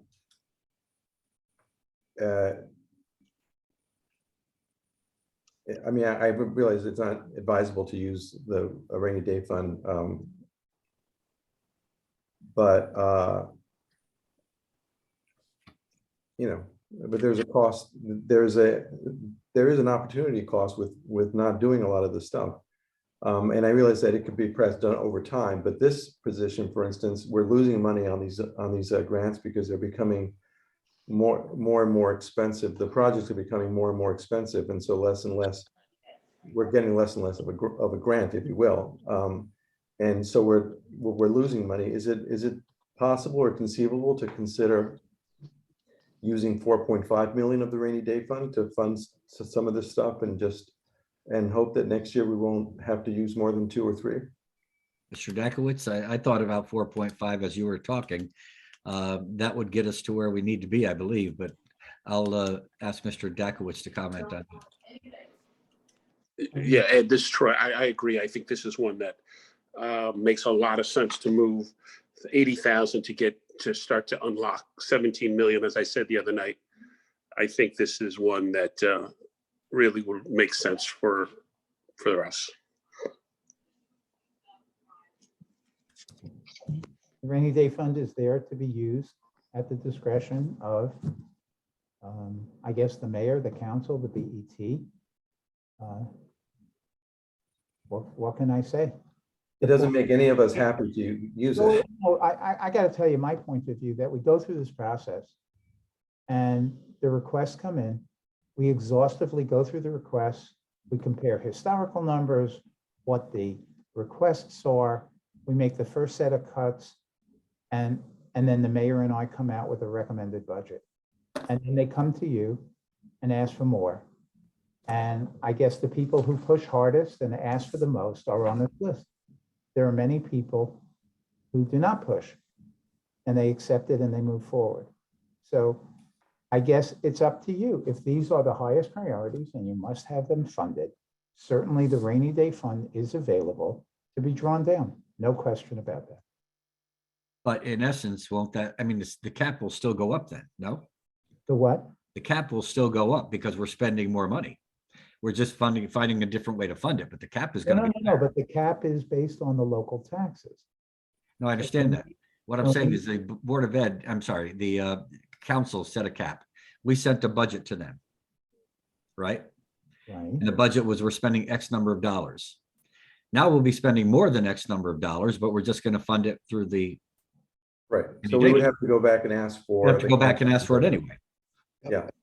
Except it's not coming out of, it's not affecting taxes, at least for the moment, Right. because it's coming out of the rainy day fund. Right, but the cap will still be higher. Right. I think Henry makes a good point. I mean, everybody goes and everybody's on the same plane when we start off. They submit their budgets and that's the best shot they have. It's reviewed by Henry and the mayor. They have a discussion about it. And this is what the recommendation is. Then they come to us and it's like it's a life or death thing that we're looking at all the time. Because when they come to us, and when they come to the city council, it becomes a policy issue. It's a different set of considerations. Otherwise, we really have no real role here, and the city council has no real role. It's just a matter of putting together numbers, and if it fits, nicely with what we want our taxes to look like, then so be it. Mm-hmm. We would have there'd be no point for us to even consider any of this stuff. But we are, the city council and the BET, we deal with the policy issues, with the public policy issues as much as anything. And so that's why that's why we're having these discussions. It doesn't end with, here's what we want and here's what's recommended. It comes to us and it goes to the city council for a reason. I agree and I understand that, but I don't think that the approach we're taking here, which is everything on this list, is valid or requires funding this year. I don't agree with that. But I don't The rest think of the that's what- board can disagree with me on that, but everything we've done is just move the P around here. Well, Okay, with the exception of $150,000 for corporate counsel, we've not touched any. that's true. That's true. And so each of these arguments we're dealing with on their own merits, and the issue is whether or not funding a position of $80,000 is worth losing however number of millions of dollars in terms of additional costs for a project. Okay, but That's- Ed, I keep hearing that we're gonna lose millions of dollars. We're gonna spend $80,000 and we're gonna make millions of dollars on it. I mean, It's I'll not that- fund it's the not that- $80,000 if you can return $1 million to me. I mean, It- I don't believe, I sounds- just it- don't it believe we're sounds- gonna be losing millions of I dollars if we think, don't yeah, fund this maybe I position. overstated it. Well, what is clear is that every year that a project is not done, That's right. it's going to cost more money. That's clear. And so the question is it going to cost us less than $80,000 a year? Is the question, right? And the other question is, can we afford it to begin with? Okay. Because if we lose money on these projects, so be it. We can't afford to fund this position, so that's the way it goes. So If that's it was another my, equation. okay, if it was my department and I was coming to this body and saying, I need this guy I need a junior engineer in order to save X number of dollars. It's costing us X number of dollars more because I don't have this person. I'd be very happy and I'd say, yes, that's a great idea. But all I hear is it's going to cost more money. It's going to cost more. Nobody can tell me how much it's costing. I asked the question the other night, how much did we lose? How much more did it cost us without this guy? I did not get an answer. Okay, Mr. Trevor, so you all wanna I'm answer that saying question? is, and I've seen this in my job, when I used to work for a living. I used to see it and people would come in and give me this a very elegant, very well put together, plea for more money. But it's not proven to me that is really needed at this particular time. Yes, it'll make a job much easier. Yes, we will be able to maybe maximize those things, but we don't have the money right now to do it. We've got to find another way to do it. To Ed's point, Ed Abrams' point is that, yes, we moved on a couple of these things, but the answer, it should be, no, you can't have more money. We do not have it. We don't have it. Mr. Travers, you want to answer that question? There's obviously no mathematical formula, but is there a way to tell us by what percentage increase the cost of materials are every year, and how many projects you're going to be able to accomplish this year that you would not, that you can only accomplish with this new position? So just today, we had a conversation about our phase 4 signal project, which is currently up at DOT, and the cost of estimation of this has risen yet again to additional $400,000, right? What we have up there is a request to fund the additional increases based on where we are, but my expectation is that they are not going to fund. And what we'll do is we'll reduce a signal. We'll reduce from 6 signal installations to 5 signal installations, so that this, because we'll be what DOT will tell me, and I've been doing this for many years, so I can, and every single one of my signal projects have always been funded by grant funds. So I can tell you, there will be 2 choices that they'll look at the max. The choices will either be the city to contribute to the difference in funds, or reduce the quantity that you can do. The only way we're going to be able to back out of that for the next signal phase upgrade would be to reduce the signals from 6 that we had granted to 5, right? That I can pretty much guarantee you is what's going to happen to that one today. What we saw here is, when the previous administration did steel tariffs, right? All that did was increase the cost of traffic signals exponentially. I mean, steel rose at 65% and hasn't decreased, since that happened, right? So they continue to go up, and it continues to be a challenge. The signals are going to be the biggest one that's going to be a challenge for us to get through. This is, right now I Let me have just stop you there for a second. Let me just interrupt you. The cost of steel going up is not going to come down if you get another junior engineer. No, but it'll allow us to move on it right now. And so we'll get 5 instead of 4, which may be, or a reduction, or just a removal, because I understand, and I don't want to appear to be disrespectful in your views of what's going on, but I can tell you that I have been given a leeway by the Connecticut Department of Transportation because I am new to the job. If I tell them I'm not going to do, I can't move on these projects, I can't guarantee you, because I'm not the funder, right? But having done this in a long time, I can tell you that there is a highly likelihood that they're going to reduce some of these, because we have other municipalities that are looking for use of funds. There's only one pool, just the same as we have here. And they right now we are really struggling. The administration, federal administration, state administration really want to see, the shovel-ready projects, being moved and being out the door. Right now I have a part-time intern who's managing a project because we don't have any other resources to do it than to manage their project, right? And it's a smaller get one. more It's really interns? our commitment to get it done, right? I mean, we are adamantly committed to getting this done. I came here to do something, not to do nothing, and we will do something. We will work as hard as, and if you don't give it to me, we will continue to work as hard as we can. But I don't want to come across here that I'm here to scream the loudest. In our efficiency report that was put out, that is a recommendation from the efficiency specialists, experts, that this position gets funded because we're here, right? I'm here just to simply present what I believe to be the facts here. And those facts are, we are in jeopardy of losing funds. And even if we can secure the funds, we are in jeopardy of not having these jobs be at the level that they were before, because the cap for that grant will not increase, but yet the cost of goods and services are increasing on a daily basis. Is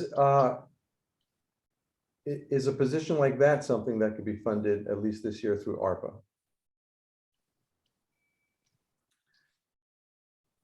So not to fund, so the ARPA funds can't be, and Henry, you can correct me if I'm wrong, but the ARPA funds can't be used to fund these other grant funded projects. The ARPA funds we will look to use to move the ARPA projects as well. But I don't believe that we could fund this position to do this other work through ARPA. But Henry, you can correct me if I'm wrong.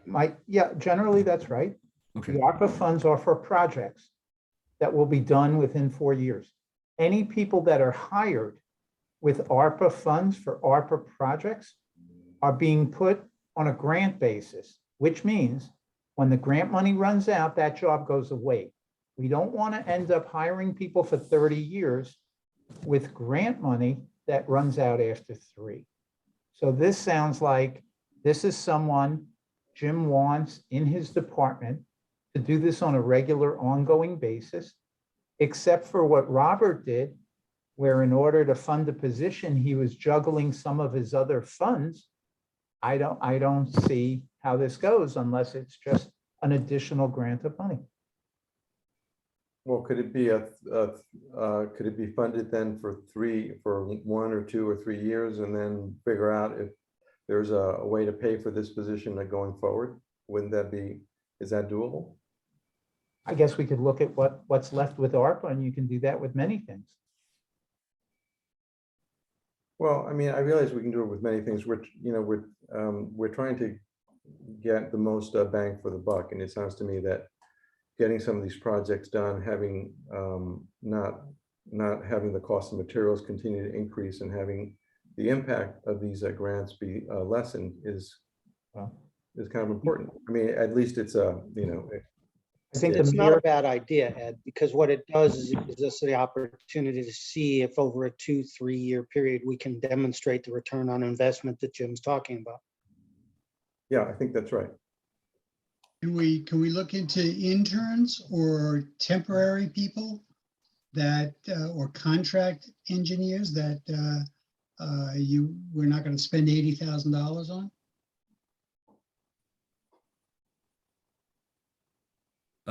If that question to me, I think that, right now we're when we look at the state of Connecticut and the massive retirement that's taking place in the state, engineers are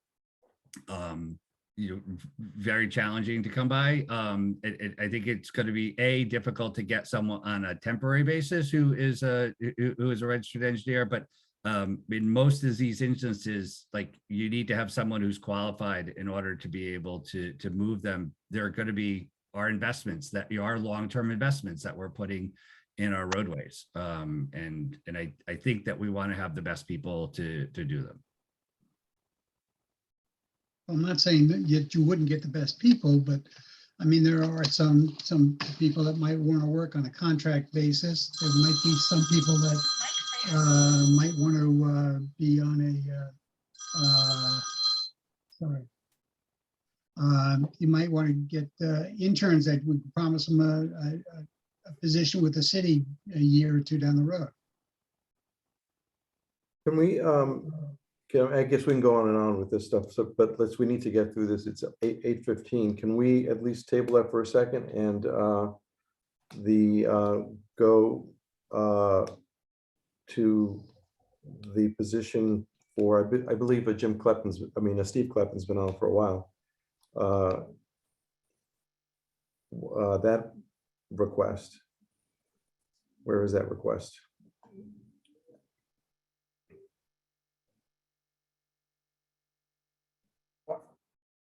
Last night, I think you had questions about the P and Z salaries, which I sent Henry our roster, or sent him the 21-22 roster and the 22-23. Oh, I see. This Okay. is the ins and outs out of Conservation Commission or out Got of it. P and Z at the Conservation let me Commission. review the notes I had from our meetings with the different departments. So my understanding of what occurred is that there was one transportation planner that was originally in the Planning and Zoning Department for $94,800. And that individual was transferred to TMP, Transportation, Mobility, and Parking. At the same time, there was a new position for a zoning assistant in Planning and Zoning that was added. And that was at a lower salary, $63,800. So Planning and Zoning kept their headcount flat and saved $31,000. And TMP, in essence, got an additional person for $94,800.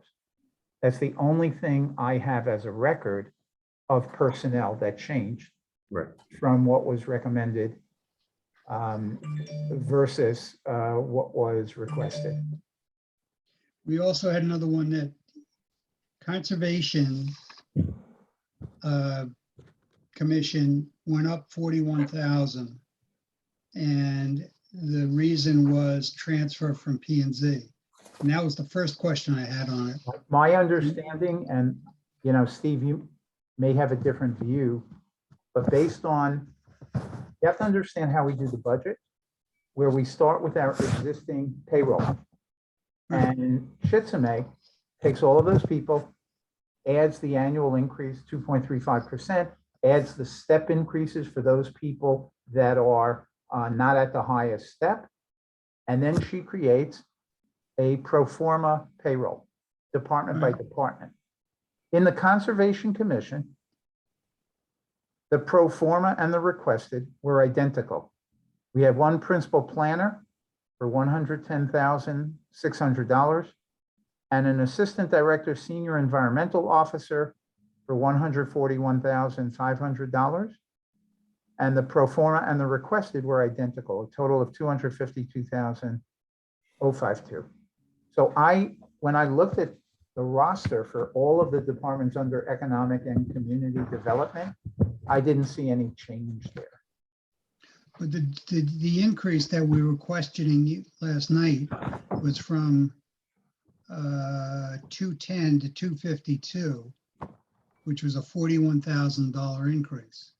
That's not just all wages, is it, or increases? That's two people. I mean, 41,000 is for two people, right? If you're comfortable with this, I mean, I'm not going to get hung up on this, but it was an increase of $42,000 in the salary range. When I asked the question, I was told it was a transfer. It's not a transfer. You want to so- address that? Maybe you have more information than I do.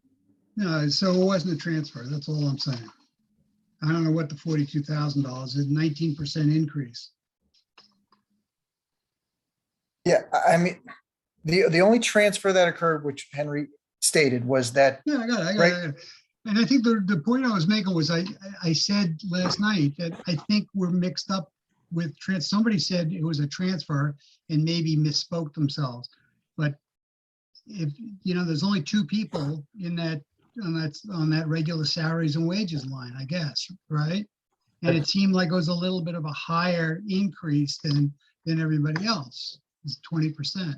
Did someone's salary go up, Steve, beyond normal? Because if you only have two people, $40,000 on a line item, we're looking at historical commission here, Conservation Commission. That amount of an increase is 20%. So that's not accounted for by 3.5% or steps. I don't understand what happened. Did they come in and then they had a different title? So the principal planner has never, that principal planner position should not be under conservation, it shouldn't be listed there. It's never been part of that, ever. But 1 second, Steve. That position is $110,593. If it wasn't, so how would you get the Conservation Commission the prior year of 210? If you took that out of the 252, you wouldn't get to the 210 from last year. So Yeah. we're getting way into the weeds on this, but I'm happy to explain it again. So conservation and P&Z have sort of been one department for a long time, but it was never made official. As part of the reorg, we merged.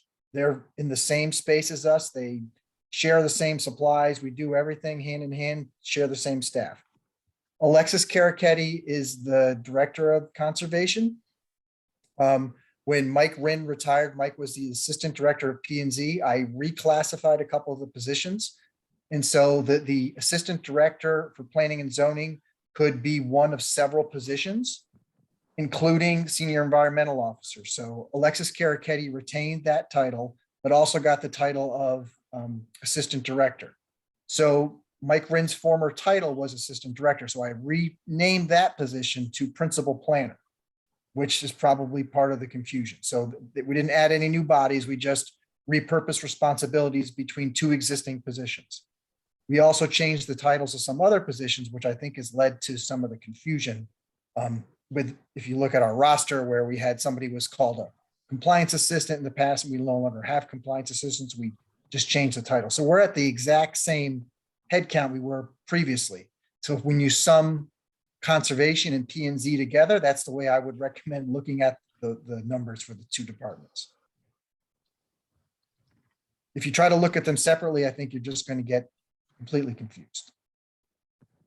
Well, I am completely confused and I just don't understand how you do this. And So if there's not an increase of, maybe we should take $30,000 out of that $40,000 increase. Well, I'd say anything that's probably in there for salary increases should be just contractual increases, whatever the Okay, steps and. so there, we wages- just saved about $30,000, Henry, you can take that out.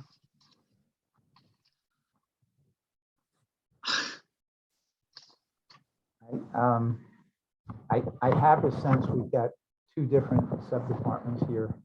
And what I was trying to do was to look at P&Z, which went from last year, 1,010,000 on the salary line to 1,006,000.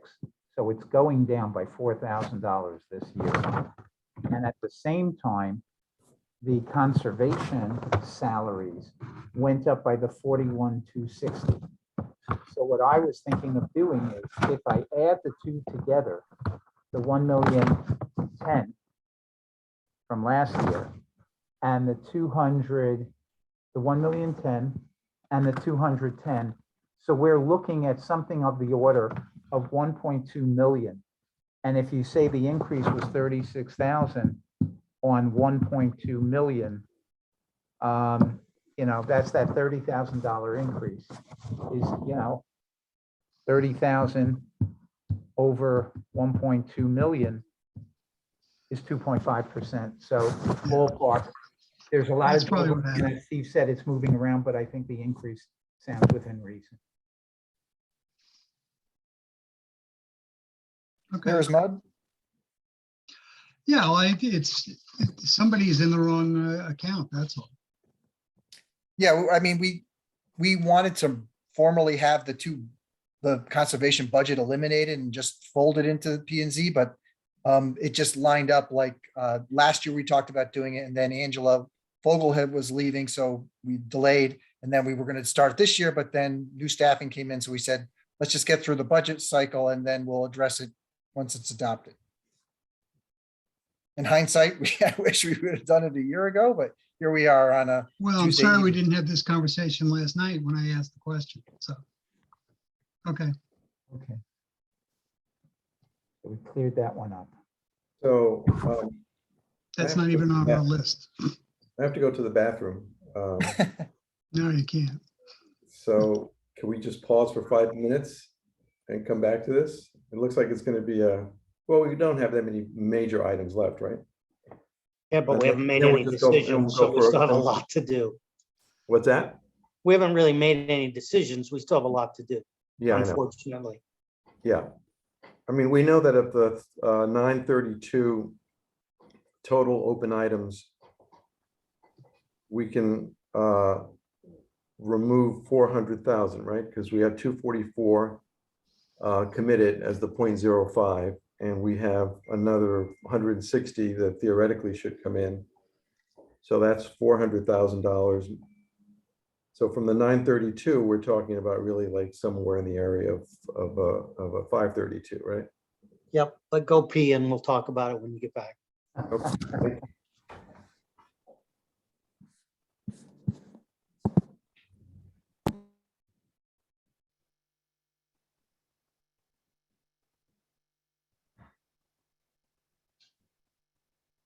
Out of contingent. Sorry. So out of the 532, we back out the 150 for corporation council.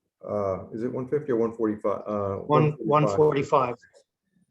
So we can back out the 145 because that's coming out of contingency. That's not affecting the cap. 387. Right, so we have to come up with 387. I believe we spoke about the possibility of 57 back on the first one. yeah, 57. Well, before you even get that, we agreed that we were going to take the 150 out for other professional services on corporation council. Yeah, that's right. So that's Yeah, out. we So got that. that leaves us. So where are we now? That's 237.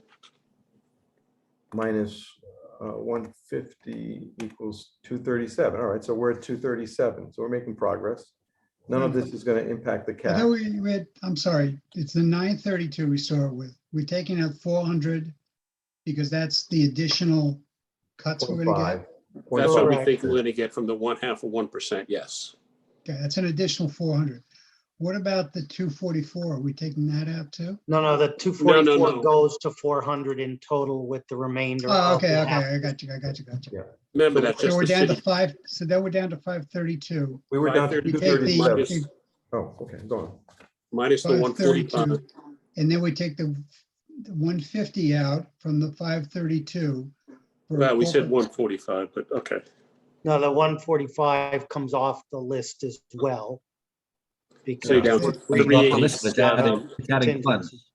That and comes then out of what? contingent. It's still That comes adding, out of it's still adding contingency. to the cap, even though it comes off of the list, Which one? unless The we, one- the 145. It's Isn't that adding to coming out of- the, adding to the total budget. Isn't that coming out of contingency? Yeah, because it's more money we're spending. It Yeah, doesn't, but contingency is not more money. Contingency is Right, already. it's built allocated. into the budget. So that, oh, but, that, but if so, we take, okay, what I'm go ahead, saying you is, go. Wait, let's let the mayor say, yeah, go if on. we're spending the 145, that we're spending $145,000 more by leaving it, by taking it out, even if we take it out of contingency, we're still spending it. No, Yes, but Mr. Mayor, we're gonna 145. reduce the rest of the contingency budget from Right. 1.7 to Oh, if you reduce, One if you point. reduce the contingency budget that was in originally, Right. yes, then you're Yes. correct. We stay within the cap. They Okay. I didn't- offset one So another. far, we're still within the cap. Yeah, so we're at Yeah. 237 and we haven't, we can, the position for the one we were just talking about, the electrician, is there a possibility? Is there a That's- possibility of funding that through ARPA, at least for 3 years, and seeing if that is a thing or not a thing? Well, not the electrician, the Yeah, that's a engineer. wash. I'm sorry, not the electrician, The field engineer. manager or The whatever. engineer, yeah. So if we fund that for 3 years out of ARPA, that doesn't affect the cap, right? So that is done, and then we're So talking that about. does affect the cap. Yeah, that does, Ed. Oh, okay. Yeah. It has to come out of another part of the budget that was approved by the council. So when we give Mario money for an assistant counsel and we take it out of contingency, we're just shuffling money from one part of the budget to another. But when we say, let's hire someone, but fund it with ARPA money, now the absolute amount of the budget expenditures is going up. And you would have to request the council to approve that. Okay. So how much of the, Well, Ed, I thought we were gonna eliminate 57 of the 219, yeah, first of Right. all. And that leaves 162, which is gonna be an increase, unless it's gonna be an Yeah. increase. well, let's just call it 160. We have 237 that we have to deal with. So far, we haven't added to the cap, except now there's No, 160. hang on, Ed, you lost me on the 237, because the 237, if we reduce the Parks and Recs request from 219 to, call it 160, I can't do the math on Yeah, 160, let's say 57,000. 160, yeah, so, Right, that's gonna bring then the number that we are over to 162. So far, Correct. yeah, Right, that's what I got. that's right. so 162, and how much have we taken out of contingency? Just 150, right? 145. 145. So if we take out, and what did we say was left, 160? If we take out another 160 out of contingency, that leaves us with, 1.3 or something like that? 1.3? It would leave us with one, if we can take that, the number we came down to is 162. Right. And so that brings us down to 1,000,005. So it would take 1,000,005 less another 160. Could I just review the math so we're all on the same page? Yeah, Yes. Tom, is Tom on? Yes, Okay. please. So based on what Tom said, we have 1.7 in contingency. Correct. 100,000 was granted by the council. And so we can take that 200,000, it's above what we requested and budgeted. And that's to be used to handle these open items. So you have 200,000 there. And I was saying, I'm okay taking another 145 out of contingency to fund Mario's lawyer. All right? So we have 345 we can play with, Right. which if we grant open items would not affect the cap. Okay, so the 145 is Mario. And we have another 200. So we have 200 that we can increase the budget through the open items before we exceed the cap. Now let me go to the other side that says, okay, not just the 345, but we're going to have 400 from the 1/2 of 1%, right? So we have 600 that we can allocate to open items. 200 is the excess contingency, and 400 is the 0.5% reductions, right? If we reduce in one area, we can spend it somewhere else. So we have 600, I'll call it funding for the open items. I'm going down one by one. The 219 is now 162, correct? Correct. Yes. The 150 is gone. The 145 is paid out of my contingency, so that's gone. The 135 is a yes. The 93 is a yes. And I'm just going to add up everything to see what the gap is, okay? We didn't make the decisions. 80, 40, 31, 19, 15, and 4. And let me just add that up to see what we're trying to fund, assuming we want to fund all of them.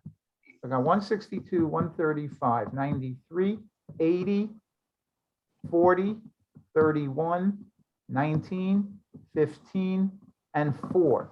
That adds up on my scoreboard to 579. But we said we had 600.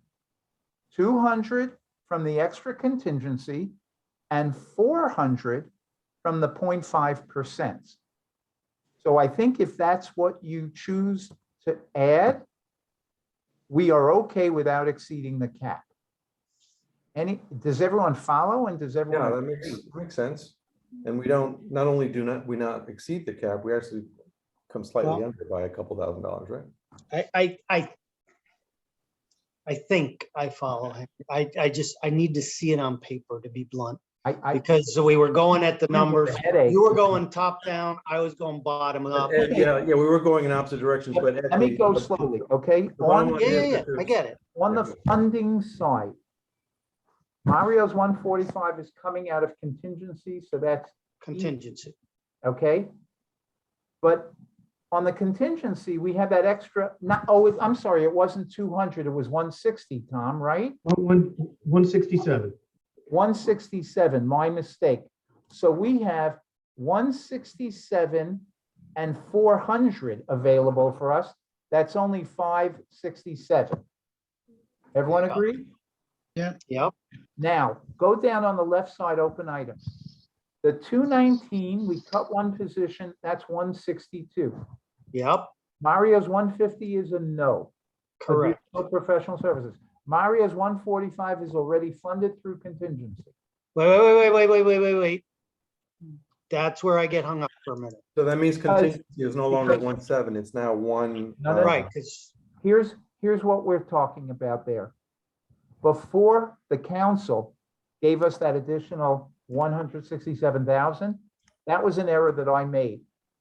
And I said, okay, if we budgeted 1.5 a contingency, I'm willing to take 145, 600 out of my contingency. And the city will live with a $1.35 million contingency, right, and Mario gets his lawyer. right. So shouldn't we be adding the 167 to the 135? What? Or does it make a difference? That's where I'm getting a little bit No, hung no, up no, in no. my own. The way I look at it is as follows.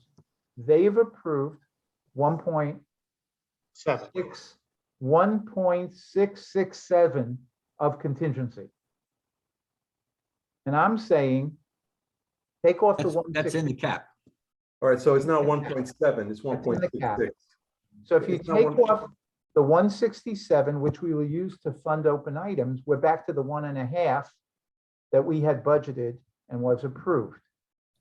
Okay, 1.5 for the city's contingency and 167 extra that they gave the BET to use to fund open items. Okay, and you're saying your 1.5 is actually 3.5. 1.35 Okay, because that's you based have on- allocated. Okay. So the 160, and sorry about this, I've been in meetings No, no, since no, no, 7 it's AM. okay. So, It's okay. It's hard doing it verbally, okay? So the contingency, think of two pieces, the 167 extra I'm with you now. and the 150 that I agreed to. So we're going down to 135 and I can live with that. Right, so Now we've got when we go down the 567 to open play item, with. Open items, the 219 is 162. 150 said no, 145.6 is already funded. I add 135, 93, the rest of the list, 80, 40, 31, 18, 15, 4. Gonna come close. I get very close. It's 579 versus 567 available. So the reality is, if we can cut $12,000, we're done. Okay, then let's just do that. Can't and share the pain equally, the $12,000 among all of the open items, the departments, and then we're done. Well, but it's There like. happen to be 12 I've open had items. people who've said to me, you gave me half my capital request. I can't build half a roof. Right. $1,000, I'm sure they can find in their budget somewhere. No, I'm looking at these requests. We have an equity inclusion officer, that's 135. If you look at the Anna Keegan role, that's 93,356. They have to have that. The junior engineer is 80,000. Part-time coordinator for youth services, 40,000.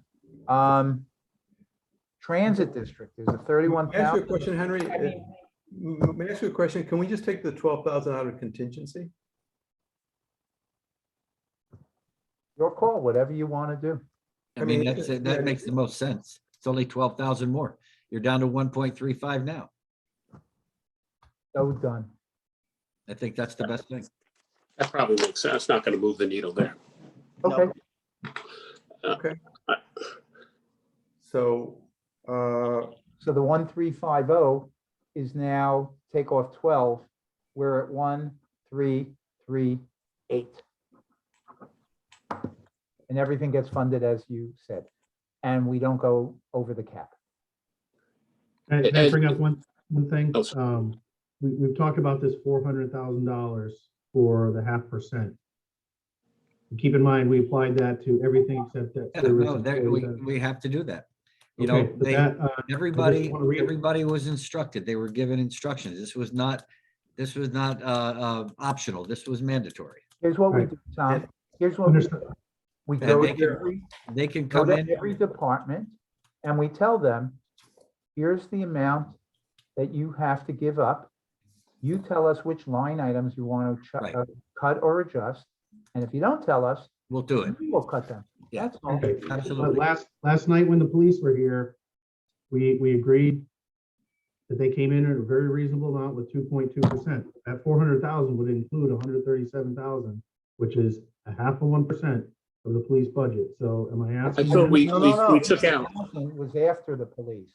yeah, oh, Ed no, I thought the mentioned that. 400,000 was after the police and the grants and the things that we can't reduce. No, Right. no, that is inclusive of the police. We would need 137 from the police to get to that. Wait. 400. Well, I mean, can we ask? Was right. Yeah, see, I thought that was, that we agreed that the police weren't. Yeah, I weren't- think Ed brought that up earlier. We said we were taking the police budget out when we were doing the figuring. So we're now And the short of grants and all 167. the other things that weren't appropriate. So Tom, at the beginning of the meeting, when you told us that the total would go from 244 to 400, we asked Yeah, for no, I clarification, said- did I that said debt exclude the service. police, debt No, I- service, et cetera? No, I said debt service, pension, and benefits. I did not include police. Okay. Well, can we, I So now we've got $137,000 problem. mean, it's a $27 million budget. I'm not so sure that that's an unreasonable ask because everyone else is sharing the pain.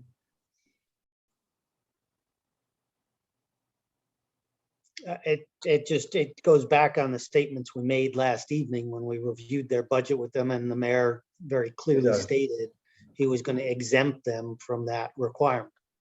The police department often comes to us to shift, monies around for transfers and sometimes maybe even from contingency. So that's still available, but without that 1 point, whatever, we're back to square one in a way. With the 137,000. Mr. Mayor, what do you think? Yeah, I mean, if the police department takes out their 137, that's probably going, well, it's still going to give them a little bit more than last year, but I mean, they're 2.2% right now. Right, that's right. We can certainly have them take out 0.5%. And I can instruct the chief to do that if we have to. I was under the impression also that we backed out the police department out of that amount. Yeah, I thought the 400 included the backing out of the police department as well. Well, we could always take the lawyer out of the equation again. Wasn't that oh no, that was a spot that you left out, right? We That spot was- decided to fund that with the contingency. No, I understand that, The but 145,606, yeah. that position was left out inadvertently. That was there and it was an error. Yeah, He didn't do anything wrong. so that we would be cutting that position that already exists. Yeah, that would not be the right way to go. I would propose to talk to Mickey. Mickey's always worked well with us. Yeah, And I would say, in good faith, yesterday, we thought we didn't need it from the police. But now that we got to the short straws, we see we need it, and to see if he could come through and come up with that cut. Tom, do you have an affirmative list of every department that adds up to the 400,000? I don't want to have another department like police where we thought they wouldn't be putting in the money. Yeah, I do. So can you read it off to make sure that there's Yeah. no one on that list that we thought would not be putting in the 0.5%? Okay, so corporate counsel, after all of our discussions with that, it never came back to me, and they would be a total of 7,000. Mayor and chief of staff would be 5,000 between the two departments. Community services, Lamond would be 51,500. Registrar 3,000. HR and personnel already gave us theirs.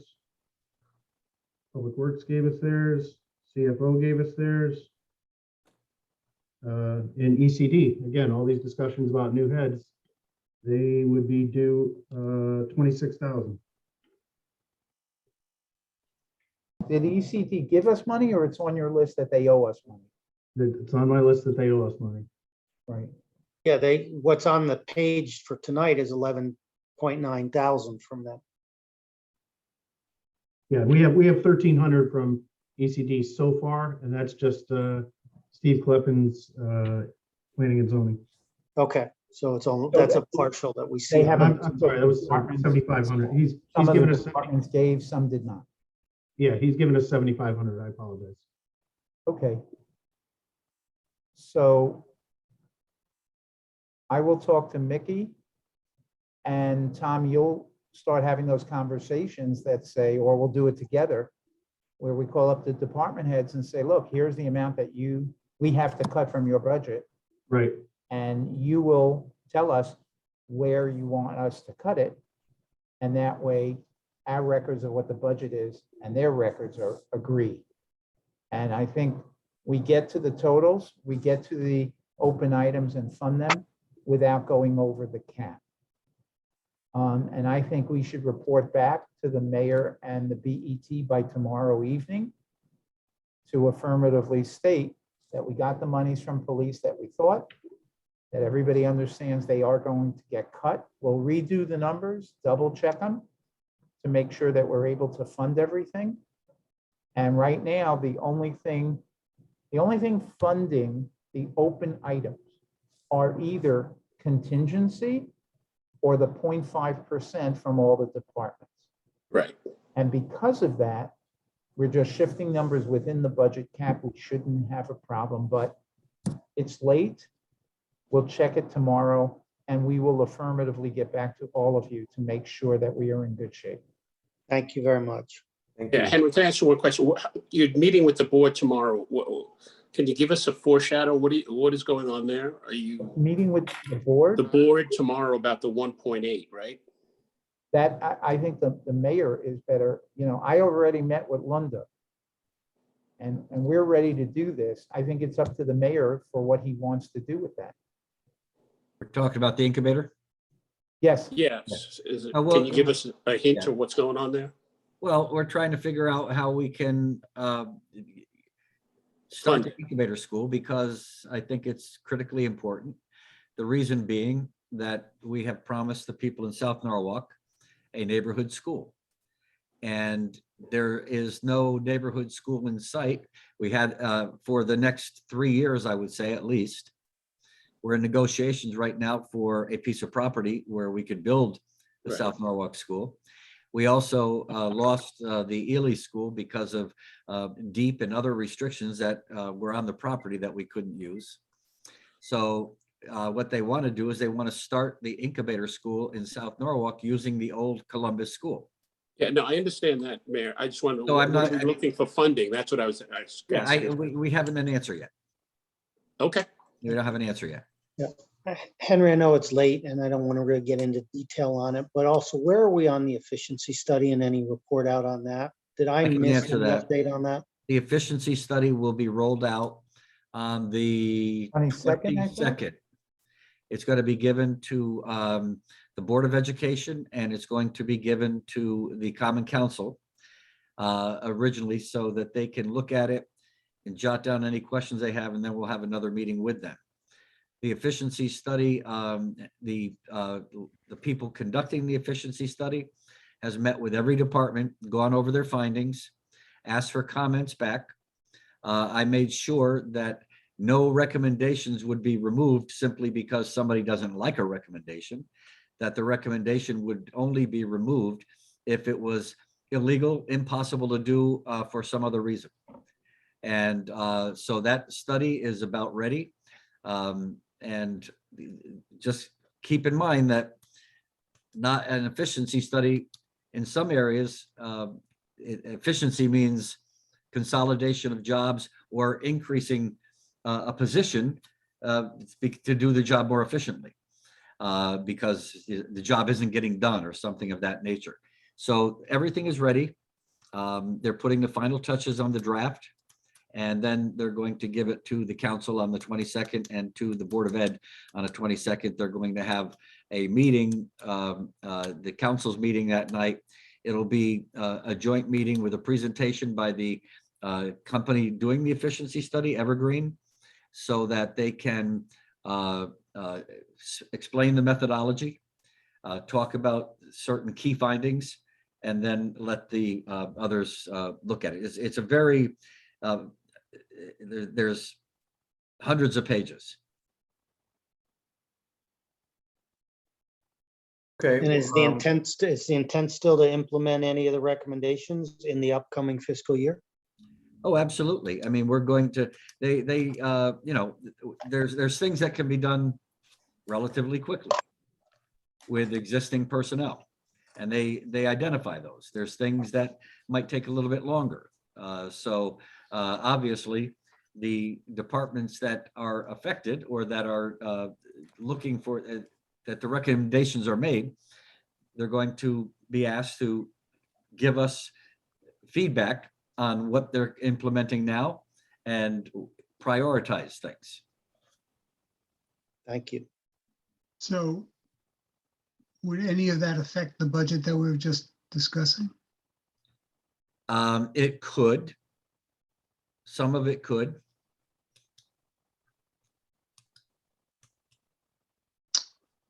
For instance, they talk about, this is, I can mention this about giving the Common Council paper packages for every meeting and how much that costs. So make a recommendation of giving everybody the digital backup material. That's, you know, without going into further deal, those are the kinds of things that could end up saving some money. But you mentioned consolidation of positions or expanding positions. I mean, we were just, that's what seemed to be a conversation we were having this evening quite a bit. Well, yeah, I mean, like I said, when I recommended the efficiency study and I got agreement from the superintendent and we went out for an RFP, those are the things I was talking about: eliminating positions, consolidating Yeah. positions, finding ways that we can do things more efficiently, less expensively. But also, for instance, I said, hey, they might say that a department needs to have another person. You know, we've been talking about a chief information security officer, especially now with what's going on in the Ukraine. I mean, who knows what cyber attacks could take place.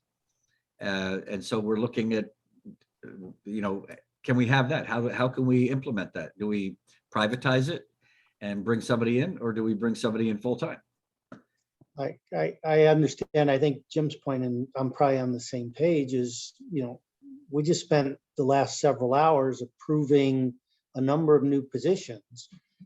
We did that without any insight into the report. I'm not asking for early insight, but, you know, should we be considering all the resources we just approved if in 7 days' time there's going to be a report that maybe makes different recommendations on resources, staffing, and allocation of resource? Well, this budget doesn't take place until July 1 anyway. I'm sure we'll have ample opportunity to look and make any changes that we can, but going back, it looks like we might have approved 3 positions, I believe. The $80,000, well, that's an existing position. The 93, that's an existing position. The junior engineer is a new position. Understood, Mr. Mayor, but the entire budget's got headcount proliferating throughout it. Right. And we just made tough decisions on taking contingency down and other things without insight into what some of those recommendations may be.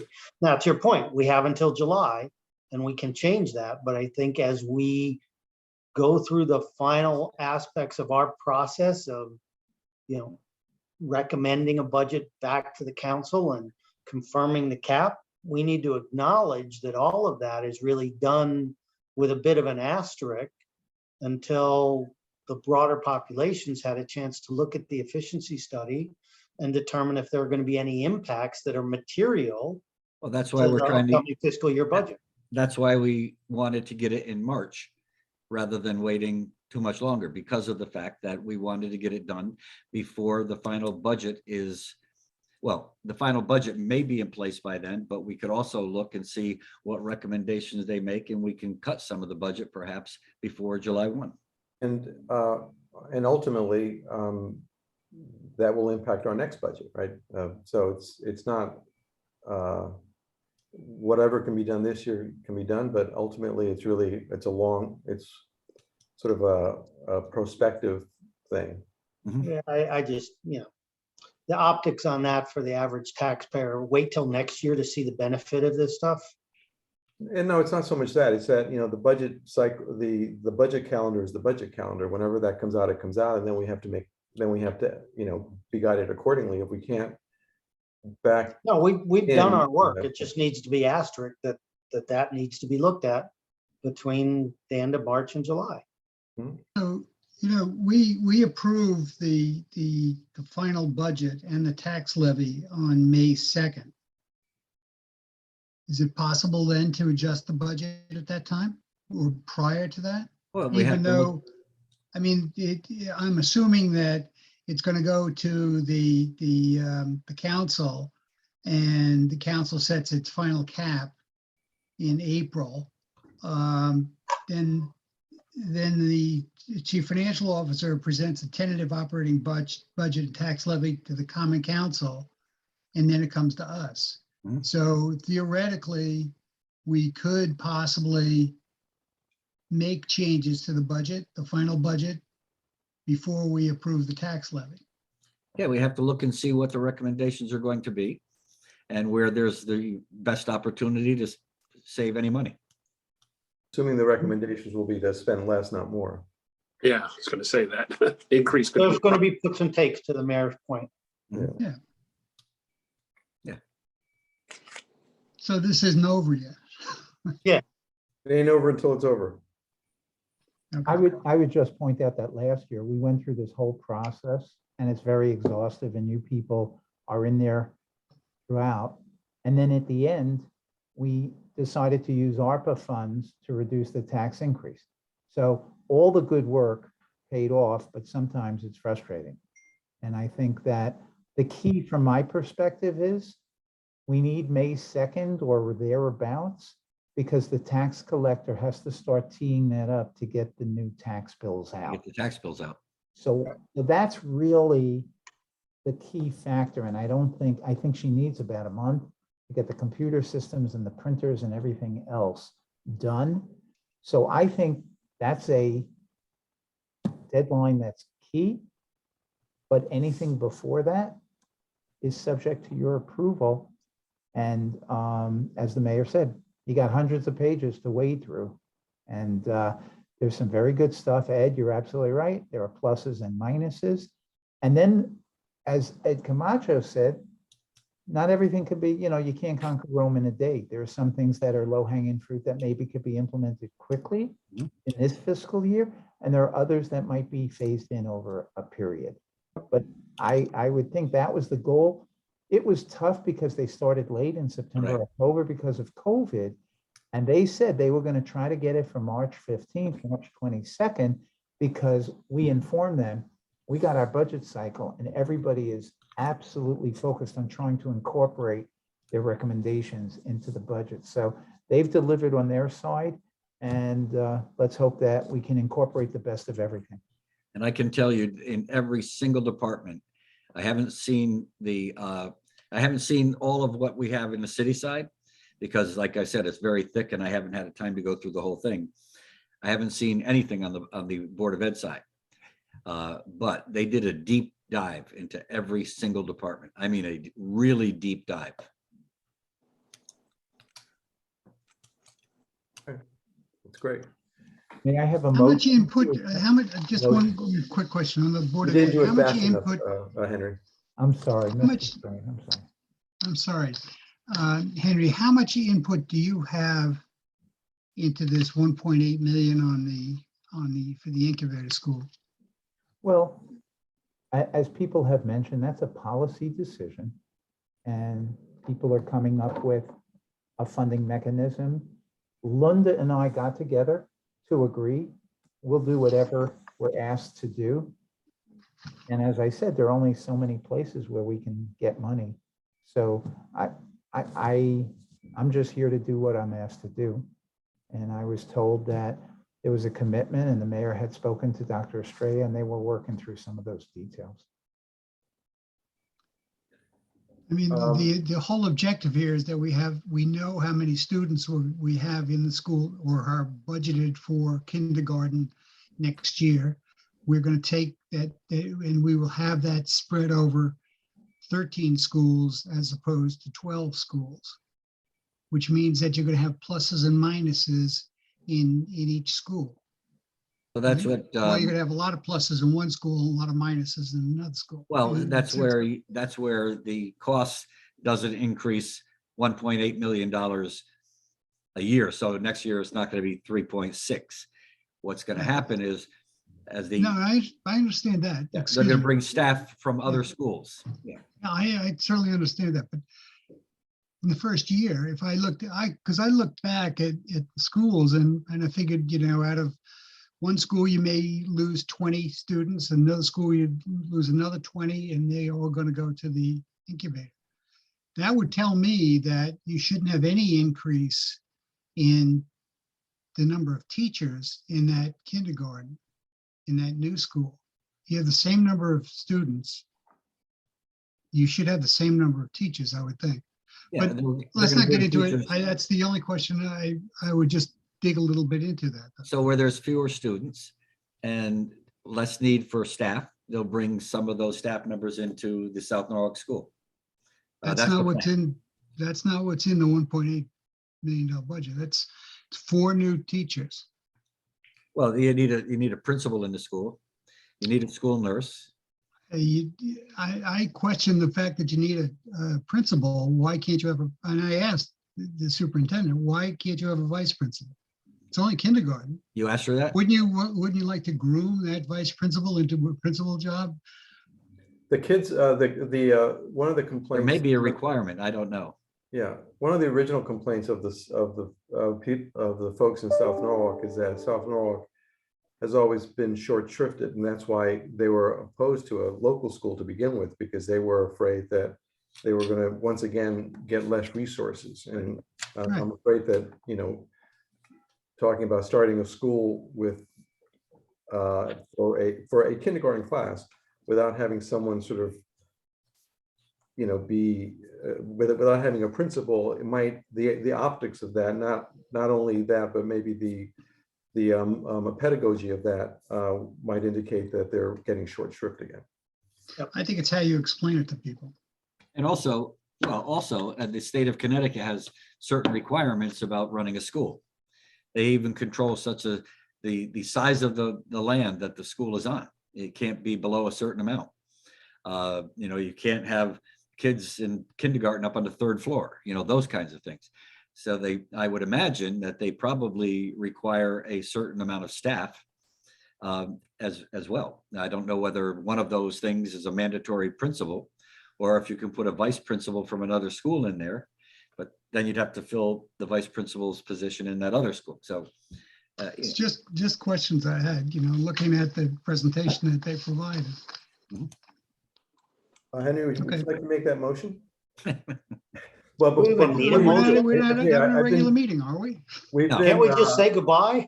Well, yeah, we could actually, but the motion sounds kind of official. I but- can make the motion Well- not being a member of this group. I would like Sure. to make a It's- motion that we adjourn this It's, evening. what I want to say before we do adjourn is that in all the years that, at least I've been involved with the BET, I don't know of any meeting, where we had to go open items where we've had as difficult a time and and we've worked as hard as I think we have to make, some of this stuff work. And so I just wanted to thank everyone for that. well, that'll be great, Mr. Camacho, because after the budget is finalized, I believe you're supposed to take us out for drinks. So That's right. No more COVID. That will be my 0.5% contribution. and for There everybody, you go. and for everybody listening, I know that you're going to buy everybody a Diet Coke. That's right. And I suggest that it's possible we were so effective tonight because Mr. Greg Burnett joined us. Yes, that's right. Yeah, there was that. We were all on our good behavior. Excellent. All right. Thanks, guys. Good night, everyone. Thanks, guys. Good night. Good night.